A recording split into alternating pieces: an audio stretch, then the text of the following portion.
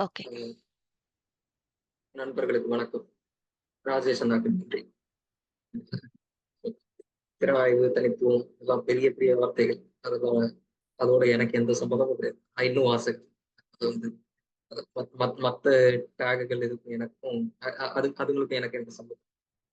அ இந்த உரை வந்து சி அ ராஜேஷ் அண்ணா சொன்ன மாதிரி இன்ட்ரோடக்ஷன்ல சொன்ன மாதிரி பிற புத்தகங்களுக்கு, பிற எழுத்தாளர்களுக்கு நான் ஆற்றக்கூடிய உரைகள் வந்து அறிமுக விழாக்கள்ல நடக்கக்கூடிய உரைகளா இருந்திருக்கு. சில நேரங்கள்ல அவங்கள பத்தின கருத்தரங்க உரைகள்ங்கிறது ஒரு 2, 3 இருந்திருக்கு. சில கட்டுரைகள்ல அத செய்ய அறிமுக விழாக்கள்ல நமக்கு அதுக்கான லிமிடேஷன்ஸ் எவ்வளவு இருக்குன்னு நமக்கு தெரியும். ஏன்னா ஒரு புது புத்தகம் வந்த உடனே அத விமர்சன கண்ணோட்டத்தோட அணுகுறதுக்கான இடத்த ரொம்ப குடுக்காது. ஸோ அந்த லெவல்ல தான். அப்புறம் புது புதிய எழுத்தாளர்கள், இளம் எழுத்தாளர்கள் இப்படி நெறைய டேக்ஸ் இல்ல ரொம்ப மூத்த எழுத்தாளர்கள் இப்படி ஏதாவது டேக்ஸ் சேர்ந்துச்சுனாலும் அதுல விமர்சனத்துக்கான இடம் ரொம்ப குறைச்சு. பட் இப்போ வெள்ளையானை மாதிரி ஒரு படைப்பு வந்து அதுக்கான அ முழு சுதந்திரத்த குடுக்கும். அது 2013ல வந்து இப்ப கிட்டத்தட்ட 12 வருஷம் ஆயிருச்சு. 12 வருஷத்துக்குள்ள அந்த நாவல் வந்து இப்ப இன்னும் கொஞ்ச நாள்ல வந்து அது ஆங்கிலத்துல வரப்போகுது. அ அதோடைய மொழிபெயர்ப்பு பணிகள் முடிஞ்சிருச்சு. அது முழுக்க ஆங்கிலத்துல வரப்போகுது. உலக வாசகர்கள் முன்னாடி அது வைக்கப்பட போகுது. கடந்த 12 வருஷத்துல அந்த நாவலால உருவாக்கப்பட்ட எக்கச்சக்கமான விவாதங்கள், அதன் மீதான விமர்சனங்கள், எதிர் விமர்சனங்கள் எல்லாமே அப்ப இதுக்கு நான் இந்த ஃப்ரீடம்குள்ள இருந்து தான் நான் ஃபங்ஷன் ஆகுறேன். இது வந்து ஒரு ஒரு டிப்பிக்கலான அ அறிமுக உரையா இருக்காது. இது வந்து இந்த நாவல இதுக்கு இங்க வந்திருக்கக்கூடிய எல்லாரும் படிச்சிருக்கீங்க.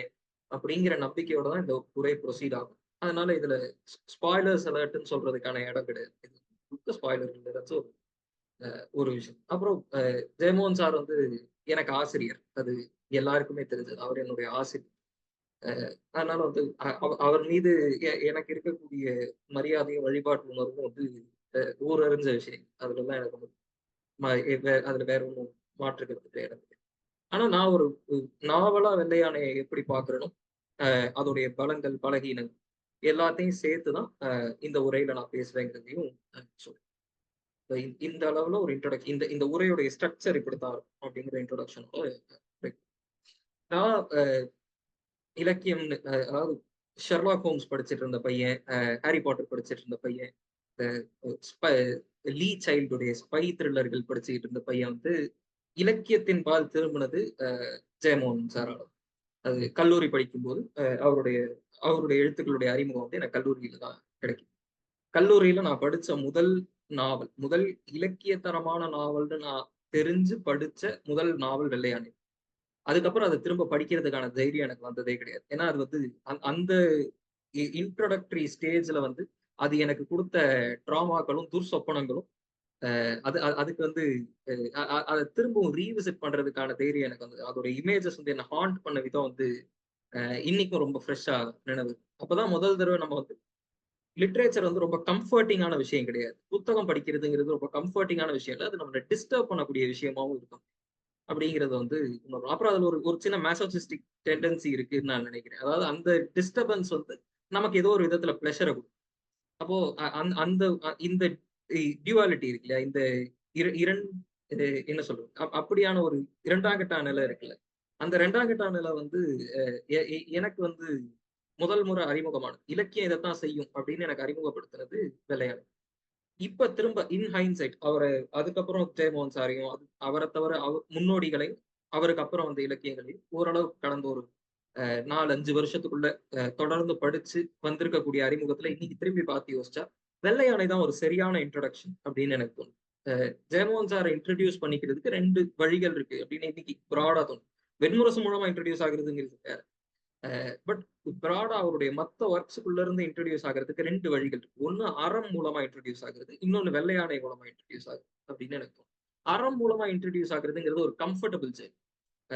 அறம் மூலமா நீங்க இன்ட்ரடியூஸ் ஆகும்போது அது நமக்குள்ள எக்ஸிஸ்ட் ஆகக்கூடிய சில வேல்யூஸ நாம ஆனா கண்டுக்காம விடக்கூடிய சில வேல்யூஸ அது ரீஇன்ஃபோர்ஸ் பண்ணும்போது நமக்கு அதோட ஒரு அட்டாச்மெண்ட் உண்டாகும். அந்த அட்டாச்மெண்ட்ல இருந்து நம்ம வந்து அந்த ஒர்க்கோட அட்டாச் ஆகுறோம். அதுல இருக்கிற கதைகள்ல வந்து அத படிச்சு கண்ணீர் மல்குறோம். அது கூட நம்ம அட்டாச் ஆகுறோம். அது ஏதோ ஒரு விதத்துல நம்மள வந்து நன்மையை நோக்கி தள்ளுது அப்படின்னு நம்ம நம்புறோம்.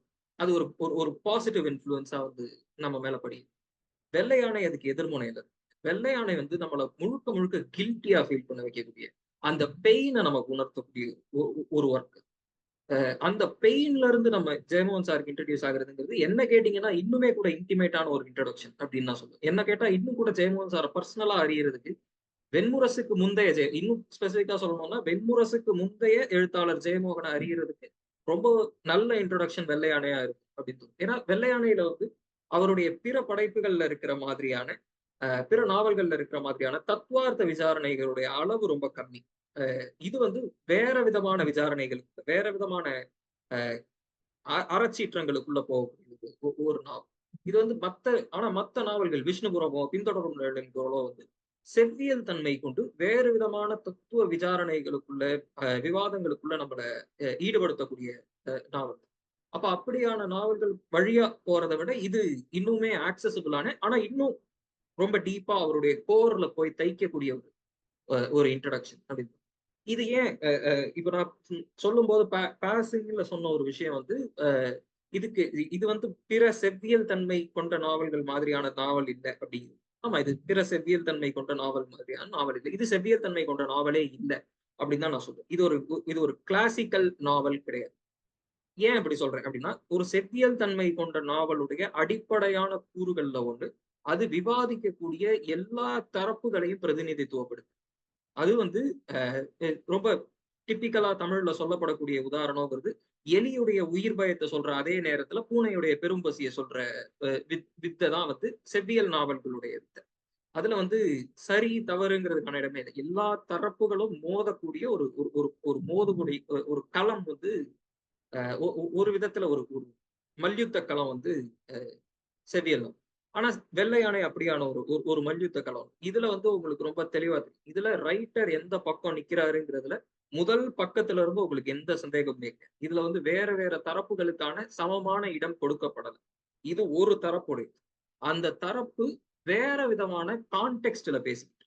இப்போ ஒரு தரப்புடையது அப்படின்னா ஒரு தரப்பு சார்புங்கிறது எப்போதுமே ஒரு ஒரு கிரியேட்டிவ் படைப்புடைய வீக்னஸ். அது ஒரு லிட்ரரி படைப்புடைய ஆர்டிஸ்டிக் படைப்புடைய வீக்னஸ். ஆனா இந்த படைப்புக்கு அது வீக்னஸா அமையாததுக்கு காரணம் இது ஒரு தரப்பை எடுத்து இந்த சூழலோட அது விவாதிக்கும்.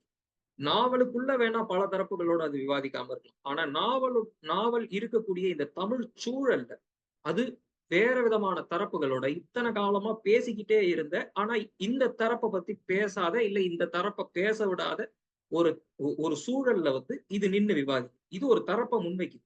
அதை அதோடைய கான்டெக்ட்ல வச்சு பார்த்தாதான் அது ஒரு பெரிய விவாதத்துக்குள்ளதான் இருக்குங்கிறதே நமக்கு தெரியும். அப்போ இது வந்து தன்னளவுலயே ஒரு ஒன் சைடடான ஒரு ஒர்க் கிடையாது. அதை அதோடைய கான்டெக்ட்ல பிளேஸ் பண்ணும்போதுதான் அதுக்கு அது எந்த அளவுக்கு ஒரு விவாதத்தை உருவாக்குது, அது ஏன் தன்னை ஒரு தரப்போட நிறுத்திக்குது அப்படிங்கிற அண்டர்ஸ்டாண்டிங்கே நமக்கு அப்பதான் கிடைக்கும்.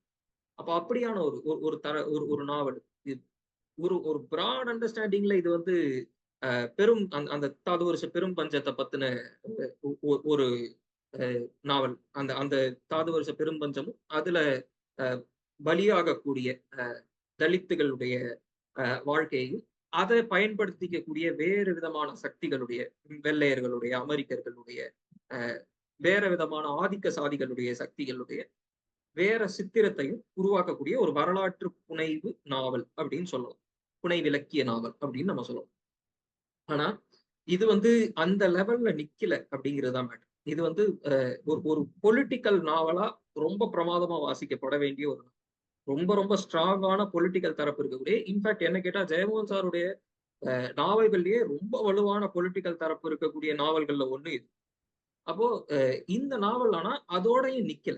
இது வந்து தாது வருஷ பெரும்பஞ்சத்தையும் அதுல நடக்கக்கூடிய இந்த தலித்துகள் மீதான ஒடுக்குமுறைகள் அவங்க சந்திக்கக்கூடிய அவங்க செத்து மடியக்கூடிய அந்த அந்த கிட்டத்தட்ட அந்த நரகம் மாதிரியான வாழ்க்கை அவங்களை ஒடுக்கக்கூடியவங்களை எல்லாரையும் கான்டெக்ஸ்டா யூஸ் பண்ணி மனித மனத்துடைய ரொம்ப டீப்பான கீழ்மை ஒண்ணு. அந்த கீழ்மையை நோக்கி இந்த நாவல் வந்து கொஸ்டின் பண்ணும். இது வந்து இதுல இதுக்காக இந்த நாவல் யூஸ் பண்ணக்கூடிய இது பயன்படுத்தக்கூடிய வேற விதமான ஸ்ட்ரக்சர்ஸ் இருக்கு, இதுல இருக்கக்கூடிய டெக்னிக்ஸ் இருக்கு. அதுங்க எல்லாமே ரொம்ப ரொம்ப பிரபாதமா பயன்படுத்தும். இப்போ இந்த நாவலுடைய பிரதான கதாபாத்திரம் அதாவது இதோடைய புரோட்டாகனிஸ்டா இருக்கக்கூடிய வந்து அந்த ஐடன் பர்ன்ஸ் அப்படிங்கிற அந்த ஐடன் பைன் அப்படிங்கிற அந்த ஐரிஷ்கார், அந்த ஐரிஷ் போலீஸ் சார்ஜன். அவன் தான் வந்து அந்த போலீஸ் கேப்டன். அவன் தான் அந்த இடத்துடைய புரோட்டாகனிஸ்ட். அவன் மூலமா தான் நம்ம இந்த நாவல பார்க்கிறோம். ரொம்ப டிப்பிக்கலா யோசிச்சு பார்த்தா, ஒரு 4 நாளைக்குள்ள ஒரு டிடெக்டிவ் ஃபிக்ஷன் மாதிரி நடக்கக்கூடிய ஒரு ஒரு ஸ்ட்ரக்சர் இதுக்கு இருக்கு. ஒரு ஒரு ஒரு துப்பறியும் கதை. அதாவது நீலமேகம்ங்கிற அந்த கேரக்டர், அந்த கங்காணி வந்து அவனுக்கு கீழ வேலை பார்க்கக்கூடிய சவரிராயன் அப்படிங்கிற ஒருத்தன வந்து சவரிராயனையும் அவனுடைய மனைவியையும் அடிச்சு போடுறான். அதை இவன் அந்த எபிசோடுடைய ஒரு பகுதியை இவன் பார்க்குறான். அதுல இருந்து அவன் வேற ஒரு இன்வெஸ்டிகேஷன், அந்த இன்வெஸ்டிகேஷன்ல ஒரு கிட்டத்தட்ட ஒரு ஒரு ஒரு இன்வெஸ்டிகேட்டிவ் த்ரில்லருடைய ஒரு ஒரு ஒரு வேக் ஸ்ட்ரக்சரை வந்து இது எடுத்துக்குது. ஆனா அந்த ஸ்ட்ரக்சரை எடுத்துக்கிட்டு இந்த நாவல் இலக்கியமா மாறுது. இது வந்து ஒரு இன்வெஸ்டிகேட்டிவ் த்ரில்லர் எடுத்துக்கிட்டு ஷெர்லாக் ஹோம்ஸா மாறாம இலக்கியமா வேற ஒரு இடத்துக்கு டிரான்சென்ட் ஆயிடுது. அந்த ஐடன் பைன் ஏன் வந்து ஐரிஷ்காரனா இருக்கு அப்படிங்கிறதுல ஆரம்பிக்குது இந்த நாவலுடைய முதல் கேள்வி. அப்போ பெரும் பஞ்சங்களை அறிஞ்ச இனங்கள்ல ஐரிஷ் இனமும் ஒண்ணு. நம்ம எல்லாருக்கும் தெரியும். நம்ம எல்லாருமே கிரேட் ஃபேமைன் ஆஃப் அயர்லாண்ட பத்தி படிச்சிருக்கோம். அதுல செத்து மடிஞ்சவங்களை பத்தி படிச்சிருக்கோம். சைஃப்ரி இட்சசூனுடைய கவிதைகளை வந்து நம்ம படிச்சிருப்போம். அந்த உருளைக்கிழங்கு மாதிரியான தலைகள் கொண்ட மனிதர்கள் அல்லாடக்கூடிய அந்த வாழ்க்கையை வந்து நம்ம எல்லாருமே இந்த ஓரளவுக்கு பள்ளிக்கூட அளவுல ஆங்கில இலக்கியம் படிச்சவங்களுக்கும் கூட இந்த ஐரிஷ் ஃபெமைனை பத்தி.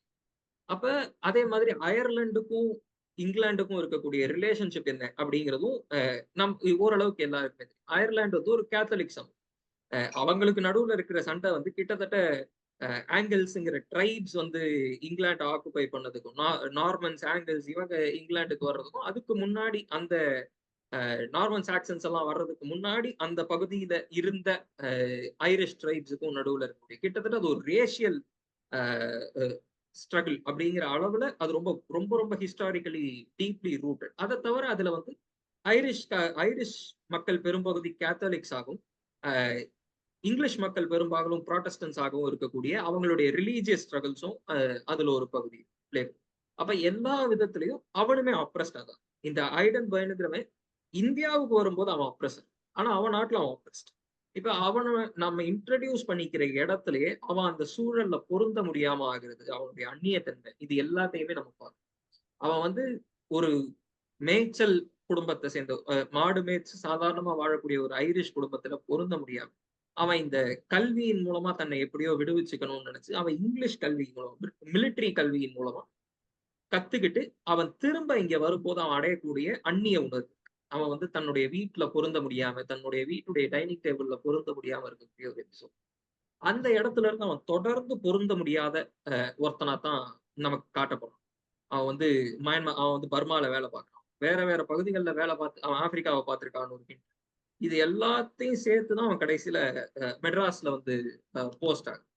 ஆனா எந்த இடத்துலையும் பொருந்த முடியாத ஒரு அந்நியத்தன்மை இருக்கக்கூடிய, ஆனாலும் ஒரு கொலோனியல் மிஷினரிக்கு ஃபங்க்ஷன் பண்ணக்கூடிய ஒரு ஆள். அவனாலதான் இந்த மக்களோட எம்பத்தைஸ் பண்ணும். இந்த புரோட்டாகனிஸ்ட் ஏன் ஐரிஷா இருக்கான் அப்படின்னா அவன் தான் இந்த மக்களோட எம்பத்தைஸ் பண்ணும். ஒரு ஒரு டிப்பிக்கல் இதுல வரக்கூடிய மெக்கன்சி மாதிரி ஒருத்தன், ஒரு ஒரு டிப்பிக்கல் இங்கிலீஷ்காரனா இருக்கக்கூடிய மெக்கன்சி மாதிரி ஒருத்தன் இந்த மக்களோட எம்பத்தைஸ் பண்றதுக்கு இடமே இல்லை. அவன் வந்து ஒரு ப்ராப்பர் இங்கிலீஷ் ஆபிசரா இருக்கு. அவன் வந்து முழுக்க இங்கிலாந்துடைய நீதி உணர்வின் மீதும் அந்த அரசாங்கத்துடைய செயல்பாட்டின் மீதும் முழு நம்பிக்கை, கேள்வி கேட்காத முழுமையான நம்பிக்கை கொண்ட ஒருத்தனா இருக்கு. ஆனா ஐடனால் அப்படி இருக்கும். ஐடனுக்கு வந்து அதை தொடர்ந்து கேள்வி கேட்டுட்டே இருக்கக்கூடிய, அதுல பொருந்த முடியாத ஆனாலும் தன்னை எப்படியாவது அதுக்குள்ள பொருத்திக்கணும்னு நினைக்கக்கூடிய ஒரு ஒரு அந்நியத்தன்மை. அந்த அந்நியத்தன்மை தான் இந்த புரோட்டாகனிஸ்டுடைய கேரக்டருக்கான முதல் ஜஸ்டிபிகேஷனா ஆரம்பிக்கும். அப்புறம் ரெண்டாவது விஷயம், அவன் ஷெல்லி படிக்கக்கூடியவனா, அவன் ஏன் கவிஞனா, அவனுக்கு ஏன் தொடர்ந்து கவிதைகள் நினைவுல வந்துட்டே இருக்கு அப்படின்னு ஒரு கேள்வி. இந்த நாவல் முதல்ல ஒரு ஒரு டிடெக்டிவ் ஃபிக்ஷனுடைய தன்மையை எடுத்துக்குது. அதோட ஜான்ராவுடைய சில எலிமெண்ட்ஸ் அது எடுத்துக்குது, எடுத்து யூஸ் பண்ணி இலக்கியமா மாறுது அப்படின்னு சொன்னேன் இல்லையா. அது கூடயே அது இன்னொரு ஜான்ராவுடைய எலிமெண்ட்ஸையும் எடுத்து அந்த ஜான்ரா வந்து கமிங் ஆஃப் ஏஜ், அதாவது ஒரு ஒரு வயதடைதல் நாவலுக்கு உண்டான ஒரு ஸ்ட்ரக்சரை எடுத்துக்கிட்டு அந்த வயதடைதலை ரொம்ப ரொம்ப உக்கிரமா நடத்தக்கூடிய ஒரு தன்மை வந்து இதுக்குள்ள இருக்கு. அவன் வரும்போது ஐடன் பைன் வந்து கடல்ல வரும்போது, கப்பல்ல வரும்போது, அவன் திரும்பவும் மெட்ராஸ்க்கு வந்து சேர்ந்தும்போது இந்த 4 நாள் நடந்து முடிகிற வரைக்கும், இந்த நாவலுக்குள்ள இருக்கக்கூடிய இந்த காலம் நடந்து முடிகிற வரைக்கும் அவன் வந்து அதோடைய தொடக்கத்துல அவன் ஒரு முழு கவிதை பாடக்கூடிய, கவிதை எழுத முயற்சிக்கக்கூடிய ஒரு ஒரு ஒரு கற்பனாவாத ஐரிஷ் இளைஞனா தான் இருக்கு. அந்த வயசுல ஹிஸ்டாரிக்கலா யோசிச்சு பார்த்தாலும் அந்த வயசுல அந்த காலத்துல இந்தியாவுக்கு வந்த பெரும்பாலான கலோனியல் ஆபீசர்களுடைய வயசு வந்து கிட்டத்தட்ட 19, 20 இந்த அளவுலதான் அந்த அந்த ஆபீசர்கள் வந்து இந்தியாவுக்கு வராங்க. இந்தியாவுக்கு வந்து ஹென்றி மெயின் மாதிரி ஒருத்தர் வரும்போது அவருக்கு வயசு 17 வயசு. அப்போ ஆனா அவர் வந்து இந்தியாவுடைய சோசியலாஜிக்கல் ஸ்ட்ரக்சரை பத்தி அவ்வளவு பெரிய ட்ரிட்டைஸ் ஒன்று எழுது. அப்போ இந்த மாதிரியான வயசுலதான் அவங்க வரான். கனவுகளோட வரும். அந்த கவிதைகள்ங்கிறது அவனுக்குள்ள இருக்கிற கனவுகளுடைய, அவனுக்குள்ள இருக்கக்கூடிய இளமையுடைய ஒரு வெளிப்பாடு. அவன் வந்து ஷெல்லி மாதிரி தன்னை கற்பனை பண்ணி தொடர்ந்து தன்னை ஷெல்லியை கிறிஸ்துவுடைய மறுவடிவமாகவும் தன்னை ஷெல்லியுடைய மறுவடிவமாகவும் தொடர்ந்து கற்பனை பண்ணிக்கிறான். ஸோ இந்த ஆயிலர்ஸ் தியரம் நம்ம படிச்சிருப்போம் இல்லையா? Things that R similar to the same things are similar among themselves அப்படிங்கிற ஒரு தியரம் ஒன்று யூக்ளிடியன் ஜாமெட்ரியில படிச்சிருப்போம் நினைக்கிறேன். அந்த அண்டர்ஸ்டாண்டிங் படி பார்த்தா அவன் தன்னையே கிறிஸ்துவா கற்பனை பண்ணிக்கக்கூடிய ஒருத்தன். அவன் அந்த மாதிரி ஒரு ஒரு ஒரு காங்குருவன்ஸ் மூலமா அவன் தன்னையே கிட்டத்தட்ட ஒரு ஒரு கிறிஸ்துவனுடைய வடிவமாக கற்பனை பண்ணிக்கக்கூடிய ஒரு ஒரு நீதிமானாக தன்னை கற்பனை பண்ணிக்கக்கூடிய ஒருத்தனா தான் ஐடன் பயணிக்க வரான். ஆனா அவன் இந்த 4 நாளைக்குள்ள அந்த கற்பனைகள் எல்லாமே உதிர்ந்து அந்த கற்பனைகள் எல்லாமே அவனுக்குள்ள செதஞ்சு போய் அவன் பார்க்கக்கூடிய நிதர்சனம் அவனை வந்து வேற ஏதோ ஒண்ணா வேற ஒரு விதமான அடல்ட்டா ஒரு சினிக்கா ஒரு அடல்ட்டா அவனை மாத்துறதுதான் வந்து இந்த நாவலுக்குள்ள இருக்கக்கூடிய அந்த வயதடைதல் எலிமெண்ட்டுடைய கமிங் ஆஃப் ஏஜ் எலிமெண்ட்டுடைய ஸ்ட்ரக்சரா இருக்கு. அப்போ இதுக்குள்ள வரக்கூடிய பிற கதாபாத்திரங்கள் ஐடன் பைன் மாதிரி வரக்கூடிய பிற கதாபாத்திரங்கள் எல்லாருமே இருக்காங்க. இவங்க எல்லாருக்கும் நடுவுலயும் நம்ம ஒரு சிமிலாரிட்டியை பார்க்கணும். இதுல மக்களோட அங்க செத்து வீழக்கூடிய மக்களோட எம்பத்தைஸ் பண்ணக்கூடிய அத்தனை பேருமே ஏதோ ஒரு விதத்துல அப்ரஸ்டா இருக்கு. அவங்க யாருமே வந்து நேரடியான ஆங்கில கனவான்களா இல்லை. ஆங்கில கனவான்கள் யாருக்குமே எம்பத்தைஸ் பண்றதுக்கு தேவையான மென்டாலிட்டி. இப்போ அதுல இந்த ஃபாதர் பிரென்னன்ங்கிற ஒரு கதாபாத்திரம், அந்த ஃபாதர் பிரென்னன்ங்கிற கதாபாத்திரம் வந்து ஆஸ்திரியர். அவர் வந்து தொடர்ந்து ஆங்கிலேயர்களால ஏதோ ஒரு விதத்துல வந்து தூஷணம் பண்ணப்பட்டுக்கிட்டே இருக்கக்கூடிய ஒருத்தரா இருக்கு. அப்புறம் அவங்களோட எம்பத்தைஸ் பண்ணக்கூடிய இன்னொருத்தர் வந்து மரீசா. அந்த மரீசா வந்து காத்தவராய் அவங்களோட எம்பத்தைஸ் பண்றதை நம்ம முழுக்க புரிஞ்சுக்க முடியுது. ஏன்னா காத்தவராய் இந்த மக்கள்ல அவன் எம்பத்தைஸ் பண்றது வந்து நம்ம முழுசா புரிஞ்சுக்க கூடிய ஒரு விஷயம். ஆனா மரீசா வந்து இந்த மண்ணுல பிறந்தவர். அவ வந்து பர்மால பிறந்துதான் அவ இங்க வர. அவ ஒரு வெள்ளை சிப்பாய்க்கு பிறந்தவன் தான் சொல்லப்படுது. ஸோ இந்த அளவுல இருக்கக்கூடிய ஒருத்திக்கும் கூட. ஆனா அவ செய்யக்கூடிய தொழில்னால அவ ஃபேஸ் பண்ணக்கூடிய ஆப்ரேஷன் இருக்குல்ல, அந்த ஆப்ரேஷன் அப்புறம் ஒரு ஆங்கிலோ இந்தியனா அவ ஃபேஸ் பண்ணக்கூடிய செகண்ட் லெவல் ட்ரீட்மெண்ட் இருக்குல்ல, அந்த ட்ரீட்மெண்ட் மூலமா அவ ஃபேஸ் பண்ற ஆப்ரேஷன் தான் அவளை இந்த மக்களோட வந்து அட்டாச் ஆக சொல்லும். அப்புறம் இந்த நாவல் முழுக்க இந்த கேரக்டருக்கு சப்போர்ட்டா வரக்கூடிய பிற கதாபாத்திரங்கள் அத்தனை பேருமே வந்து ஏதோ ஒரு விதத்துல அப்ரஸ் பண்ணப்பட்டவங்க. பால்மர் மாதிரி ஒருத்தர் வந்து ஆரம்பத்துல வந்து இந்த கதாபாத்திரங்களை அப்ரஸ் பண்றவரா இருந்தாலும் ஏதோ ஒரு கட்டத்துல அவருடைய மனமாற்றம் ஒண்ணு இருக்குல்ல, அந்த மனமாற்றத்துக்கு பின்னாடி இருக்கிற ஜஸ்டிபிகேஷன் என்ன அப்படிங்கிறது இந்த நாவலுக்குள்ளேயே வந்து சொல்லப்படுது. அப்ப இது எல்லாமே சேர்த்து முழுக்க முழுக்க ஒரு விதமான ஒரு ஒரு எம்பத்தியுடைய நெட்டை வந்து இந்த நாவலுக்குள்ள உருவாக்கும். அப்ரஸ் பண்ணப்பட்டவங்க அவங்கள விட அவங்க அது வரைக்கும் என்னவா இருக்காங்க, அவங்க அப்ரஸ் பண்ணப்பட்டாலும் அவங்க அந்த மக்களை விட ஏதோ ஒரு விதத்துல மேல் அப்படிங்கிற எண்ணம் வந்து அந்த எல்லா அப்ரஸர்ஸ் அந்த அந்த அப்ரஸ்டிகளுக்கு நடுவுலயே இருக்கு. அந்த பிரதான கதாபாத்திரங்கள் அத்தனை பேருக்கு மனசுலயும் அப்படி ஒரு எண்ணம் இருக்கு. அவங்க ஏதோ ஒரு விதத்துல நாங்க அப்ரஸ் பண்ணப்படுறவங்க தான். எங்களை வந்து முழுமையான ஆங்கில கணவான்கள் வந்து எங்களை வந்து முதல் தரமான குடிமகன்களா நடத்துறது இல்லை. ஆனால் நாங்க இந்த கருப்பர்களோட மேல் அப்படிங்கிற இடத்துலதான் இருக்காங்க. ஆனா ஏதோ ஒரு விதத்துல யாரோ சில பேருக்கு மட்டும் அது உடையுது. பிரண்ணனுக்கு அது உடையது. பிரண்ணனுக்கு அது உடையவே. ஆனா மரிசாக்கு அது உடையுது. பாமருக்கு அது உடையுது. ஐடனுக்கு அது உடையுது. இந்த மாதிரி சில கதாபாத்திரங்கள் மட்டும் உடைஞ்சு இந்த ஹியூமன் கண்டிஷன்ல எந்த வித்தியாசமுமே இல்லைங்கிறத உணரு. அதனாலதான் இந்த நாவலை வந்து என்னால ஒரு போஸ்ட் கலோனியல் நாவல், இது வந்து ஒரு காலனி ஆதிக்கத்துடைய ஆப்ரேஷனை பத்தி பேசக்கூடிய நாவல், இந்த மாதிரியான டேக்ஸையோ இல்ல அதோடைய வெறும் அரசியல் தளத்தோட அதை நிறுத்துறதையோ என்னால எம்பதைஸ் பண்ண முடியாம இருக்கிறதுக்கான காரணம் இந்த நாவல் வந்து ஹியூமன் கண்டிஷன்ல இருக்கிற காமனாலிட்டியை பத்தி பேசு. இது வந்து வேற வேற சூழல்கள்ல தங்களை வேற வேறையா நினைக்கக்கூடிய மனிதர்கள் ஒரு கட்டத்துல நம்ம எல்லாருமே ஒரே ஹியூமன் கண்டிஷனுடைய ஆட்கள் தான். இந்த இந்த இந்த பெரிய பசிங்கிற பெரிய மிருகத்துக்கு முன்னாடி வந்து நாம எல்லாருமே வெறும் எலும்பு துண்டுகள் தான் அப்படின்னு உணரக்கூடிய இடத்தான் இது பேசுது. அப்ப அந்த பசிங்கிற ஹியூமன் கண்டிஷனுக்கு காலனி ஆதிக்கம் முக்கியம் கிடையாது, அரசியல் முக்கியம் கிடையாது. அதுக்கு வந்து வேற எந்த அதுக்கு தோளுடைய நிறம் முக்கியம் இல்லை, எந்த நாட்டுல பிறக்கிறோம், எந்த மதத்துல பிறக்கிறோம், அது எதுவுமே முக்கியம். அந்த பசிங்கிற கொடும்பிணிக்கு முன்னாடி அந்த பசிங்கிற கொடும்பிணிக்கு முன்னாடி வந்து நம்ம எல்லாருமே ஒரே விதமான ஹியூமன் கண்டிஷன், அது அதோடைய ஆட்கள் தான், அதுக்கான பலிகள் தான் அப்படிங்கிறத நம்ம ரியலைஸ் பண்ணக்கூடிய இடத்துக்கு இந்த நாவல் போகுது. இது ஒரு செவ்வியல் நாவலா இருக்க வேண்டிய அவசியம். ஆனா இது வெறும் அரசியல் நாவலும் கிடையாது. இதை வெறுமன ஒரு எளிமையான அரசியல் நாவலா படிக்க கூடாது அப்படிங்கிறது தான் நான் வந்து முதல்ல எம்பசைஸ் பண்ணேன். அப்புறம் ரெண்டாவதா நான் இந்த நாவலுக்குள்ள சொல்ற விஷயம், இந்த நாவல் வந்து இந்த நாவலை படிச்ச நண்பர்கள் எல்லாருக்குமே தெரியும். இந்த நாவல் வந்து தொடர்ந்து பேசிக்கிட்டே இருக்கு. இந்த நாவல் வந்து எக்ஸ்டென்சிவா பேசுது, ரொம்ப நிறைய பேசுது, ரொம்ப நிறைய டயலாக்ஸ், ரொம்ப ரொம்ப நிறைய டயலாக்ஸ். இப்போ பிற நாவல்களை கம்பேர் பண்ணும்போது பிற நாவல்கள்ல இருக்கிற அளவுக்கும் கூட சட்டிலிட்டி இல்லாத ரொம்ப வெளிப்படையான அரசியல், வெளிப்படையான தத்துவ விசாரணைகள் இருக்கக்கூடிய ஒரு நாவல்.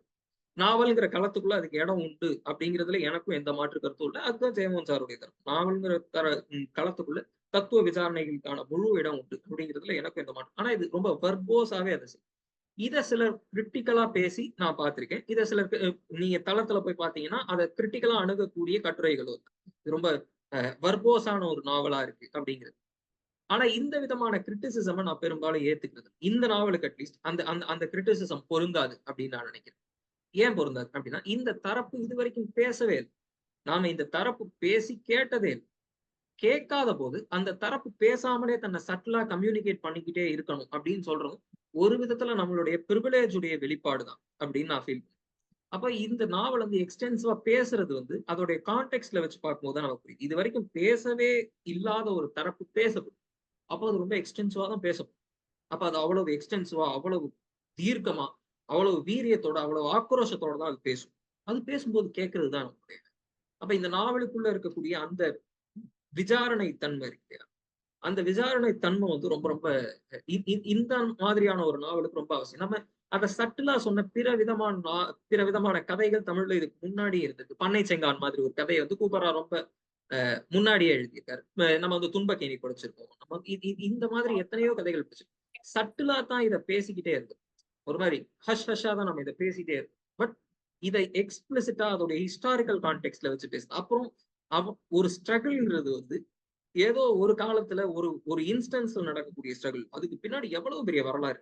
அப்ப அந்த வரலாறை நிறுத்தி பேசும்போது அவ்வளவு பெரிய வரலாறை கட்டமைச்சு, அது வரைக்கும் சொல்லப்படாத ஒரு வரலாறை கட்டமைச்சு புனைவாக்கி அந்த புனைவு நம்ம கிட்ட கொண்டு வந்து விவாதிக்கும் போது அதுக்கு கொஞ்சம் லவுடர் டோன் இருக்கலாம் அப்படிங்கிறது தான் என்னுடைய ஜஸ்டிபிகேஷன். வேற ஒரு நாவலுக்கு இந்த கிரிட்டிசிசம் பொருந்தலாம். இப்ப வேற ஒரு விதமான கருப்பொருளையோ களத்தையோ கையாளக்கூடிய ஒரு நாவலுக்கு வந்து வர்போசா இருக்க வேண்டிய அவசியம் இல்லை. ஆனா இந்த நாவல் அது எந்த அளவுக்கு பேசுதோ அந்த அளவுக்கு பேசுறதுக்கான முழு ஜஸ்டிபிகேஷன் அந்த நாவலுக்குள்ள இருக்கு அப்படின்னு நான் நினைக்கிறேன். அப்புறம் இந்த நாவலுக்குள்ள இருக்கக்கூடிய பிற இந்த பசிங்கிற பிணியை வந்து ஹேண்டில் பண்ணக்கூடிய பிற கதாபாத்திரங்கள் இருக்காங்களே, அவங்க இந்த ஹியூமன் கண்டிஷனை வந்து எம்பத்தைஸ் பண்ணக்கூடிய கதாபாத்திரங்கள் இருக்காங்களே, அவங்க எல்லாரும் ஒரே தரப்பான கதாபாத்திரங்கள் இல்லை அப்படிங்கிறதும் இந்த நாவலுக்கு ரொம்ப ரொம்ப முக்கியமா கொடுக்கப்பட வேண்டிய ஒரு. இவங்க எல்லாருமே வேற வேற விதமா அந்த அந்த பிணியை வந்து அப்ரோச் பண்ணக்கூடியது. அந்த பிணியை வந்து வேற வேற விதமா அதை கவுண்டர் பண்ண ஐடன்பைனுடைய தரப்பு நமக்கு ரொம்ப எக்ஸ்டென்சிவா சொல்லப்படுது. அவ்வளவு. மற்றபடி ஃபாதர் பிரென்னன் வந்து வேற ஏதோ ஒரு எண்ட்ல இருந்து ஒரு முயற்சி பண்ணிட்டு இருக்காரு. இதை நம்ம சரி பண்ணிட முடியும் அப்படின்னு அவர் நம்பி அதுக்கு வேற ஏதோ ஒரு முயற்சி செஞ்சுக்கிட்டே இருக்காரு. அப்போ இந்த மாதிரி வேற வேற தரப்புகள் இருக்கு. ஆனா அவருக்கு இருக்கக்கூடிய ரெஸ்ட்ரிக்ஷன் பாசிவா ரெசிஸ்ட் பண்ணக்கூடிய ஒரு தரப்பை பிரென்னன் ரெப்ரசென்ட் பண்றாருன்னா, ஆக்டிவா ரெசிஸ்ட் பண்றவங்களை என்கரேஜ் பண்ணக்கூடிய ஒரு தரப்பை வந்து காத்தவராயன் வந்து டிபிக் பண்றாரு. இப்ப இந்த ரெண்டு ரெப்ரசன்டேஷன்ஸுமே இந்த நாவலுக்குள்ள இருக்கு. இந்த ரெண்டு ரெப்ரசன்டேஷன்ல நீங்க எந்த இடத்துல உங்களை பொறுத்திக்கிறீங்கிறத பொறுத்து இந்த நாவலை நீங்க படிக்கிற விதமும் அந்த நாவலை நீங்க எடுத்துக்கிற விதமும் வந்து மாறும். அப்ப இந்த அளவுக்கு இருக்கு, இவ்வளவு பேசுது இப்படியெல்லாம் சொல்லும் போது அப்ப இந்த நாவலுக்குள்ள சட்டில்டிஸ் இல்லையா? இந்த நாவல் வந்து சட்டிலா எதையுமே செய்யலாம், ரொம்ப சட்டிலா ரொம்ப பிரமாதமான நிறைய விஷயங்கள் அதையும் நம்ம கன்சிடர் பண்ணணும். இந்த நாவல் வந்து எக்ஸ்டென்சிவா ஒரு நாவல் வந்து இவ்வளவு எக்ஸ்டென்சிவா விசாரம் பண்ணும்போது என்ன ஆகும் அப்படின்னா, அதுக்குள்ள இருக்கிற ஃபைனர் சட்டிலிட்டிஸை நம்ம மிஸ் பண்ணும். நம்ம வந்து அந்த அந்த விவாதங்கள்ல போக்கஸ் பண்ற அளவுக்கு போர்ட்டபிள் கோட்ஸ் அதுல இருந்து இருக்கும், பொன்மொழிகள் எடுக்கும். அந்த பொன்மொழிகள்ல எடுத்துட்டு அதுக்குள்ள இருக்கிற ஃபைனர் சட்டிலிட்டிஸை நம்ம மிஸ் பண்ணும். ஆனா இந்த நாவல் அதுக்கான அப்படியான நாவல் இல்லை. இந்த நாவலுக்குள்ள செயல்படக்கூடிய சட்டிலிட்டிஸ்க்கு ஒரு தனி இடம். இப்ப இந்த நாவல்ல வரக்கூடிய கேரேஜஸ் அது வந்து ஒரு ஒரு மேஜர் சிம்பிள் அப்படிங்கிற இடத்துல இருக்கு. இந்த நாவல் வந்து வேற வேற விதமான கோச் வண்டிகள் கேரேஜஸ் பத்தி சொல்லப்பட்டுக்கிட்டே இருக்கு. வேற வேற கம்பெனி செஞ்ச வேற வேற பெரிய ஆட்கள் செஞ்ச பக்கிங்ஹாம் கவர்னருடைய கேரேஜுக்கு ஒரு விதமான ரெப்ரசன்டேஷன், ஐடன் பைன் போறக்கூடிய கேரேஜுக்கு ஒரு விதமான ரெப்ரசன்டேஷன், இப்படி வேற வேற விதமான ரெப்ரசன்டேஷன்ஸ் வந்து இருக்கு. இந்த கேரேஜஸ் எல்லாம் என்ன செய்யும் அப்படின்னு நம்ம அப்சர்வ் பண்ணலாம். என்ன பொறுத்த வரைக்கும் அதுவும் இந்த நாவல்ல இருக்கு. இந்த நாவல்லே அது ரொம்ப கிளியரா இருக்கு. இந்த செங்கல்பட்டு மாவட்டத்துக்கு வந்து இப்பதான் மாவட்டம், அப்ப செங்கல்பட்டு. அந்த செங்கல்பட்டுக்கு வந்து ஐடன் பர்னும் ஆடம் ஆண்ட்ரூஸும் போகும்போது அந்த பஞ்ச காட்சிகளை பார்க்கறதுக்காக அவங்க போகும்போது அந்த கேரேஜ் என்ன விதமா செயல்படுது அப்படிங்கிறத பார்த்தா அது பவருடைய ரெப்ரசன்டேஷனா எவ்வளவு நேரடியா இருக்கு அப்படிங்கிறது நமக்கு தெரியும். அது வந்து அப்புறம் அந்த கேரேஜ்ல ஒரு முறை ஐடன் பர்ன் வந்து மரிசாவை கூட்டிட்டு போகக்கூடிய ஒரு எபிசோட். அதுலதான் அவன் அந்த கேரேஜ் உடைய மொத்த வரலாறை பத்தியும் சொல்லுவான். எல்லாத்தையும் சொல்லிட்டு அவன் கீழே இறங்கும் போது ஒரு ஒரு சிப்பாயுடைய முதுகுல கால் வச்சு இறங்கக்கூடிய ஒரு இடம் இருக்கு. அப்ப அந்த கேரேஜ் என்ன, அந்த கேரேஜ் வந்து ஆங்கிலேய காலனிய ஒட்டுமொத்த பவருடைய ரெப்ரசன்டேஷன் அப்படின்னு ஒரு லெவல்ல சொல்லலாம். ஒட்டுமொத்தமாவே பவருடைய ரெப்ரசன்டேஷன் சொல்லலாம். ஆங்கிலேய காலனியமோ அமெரிக்க பிசினஸஸோ எதுவா இருந்தாலும் ஆதிக்க சாதிகளோ எதுவா இருந்தாலும் அந்த கேரேஜ்களும் கோச் வண்டிகளும் முழுக்க முழுக்க பவர்ஸ் உடைய அந்த பவர்ஸ் வந்து அந்த செங்கல்பட்டு மாவட்டத்துக்கு போகும்போது ஒரு கட்டத்துல வேகமா ஓட்டு அந்த மக்கள் வந்து அவனை தேடி வரும்.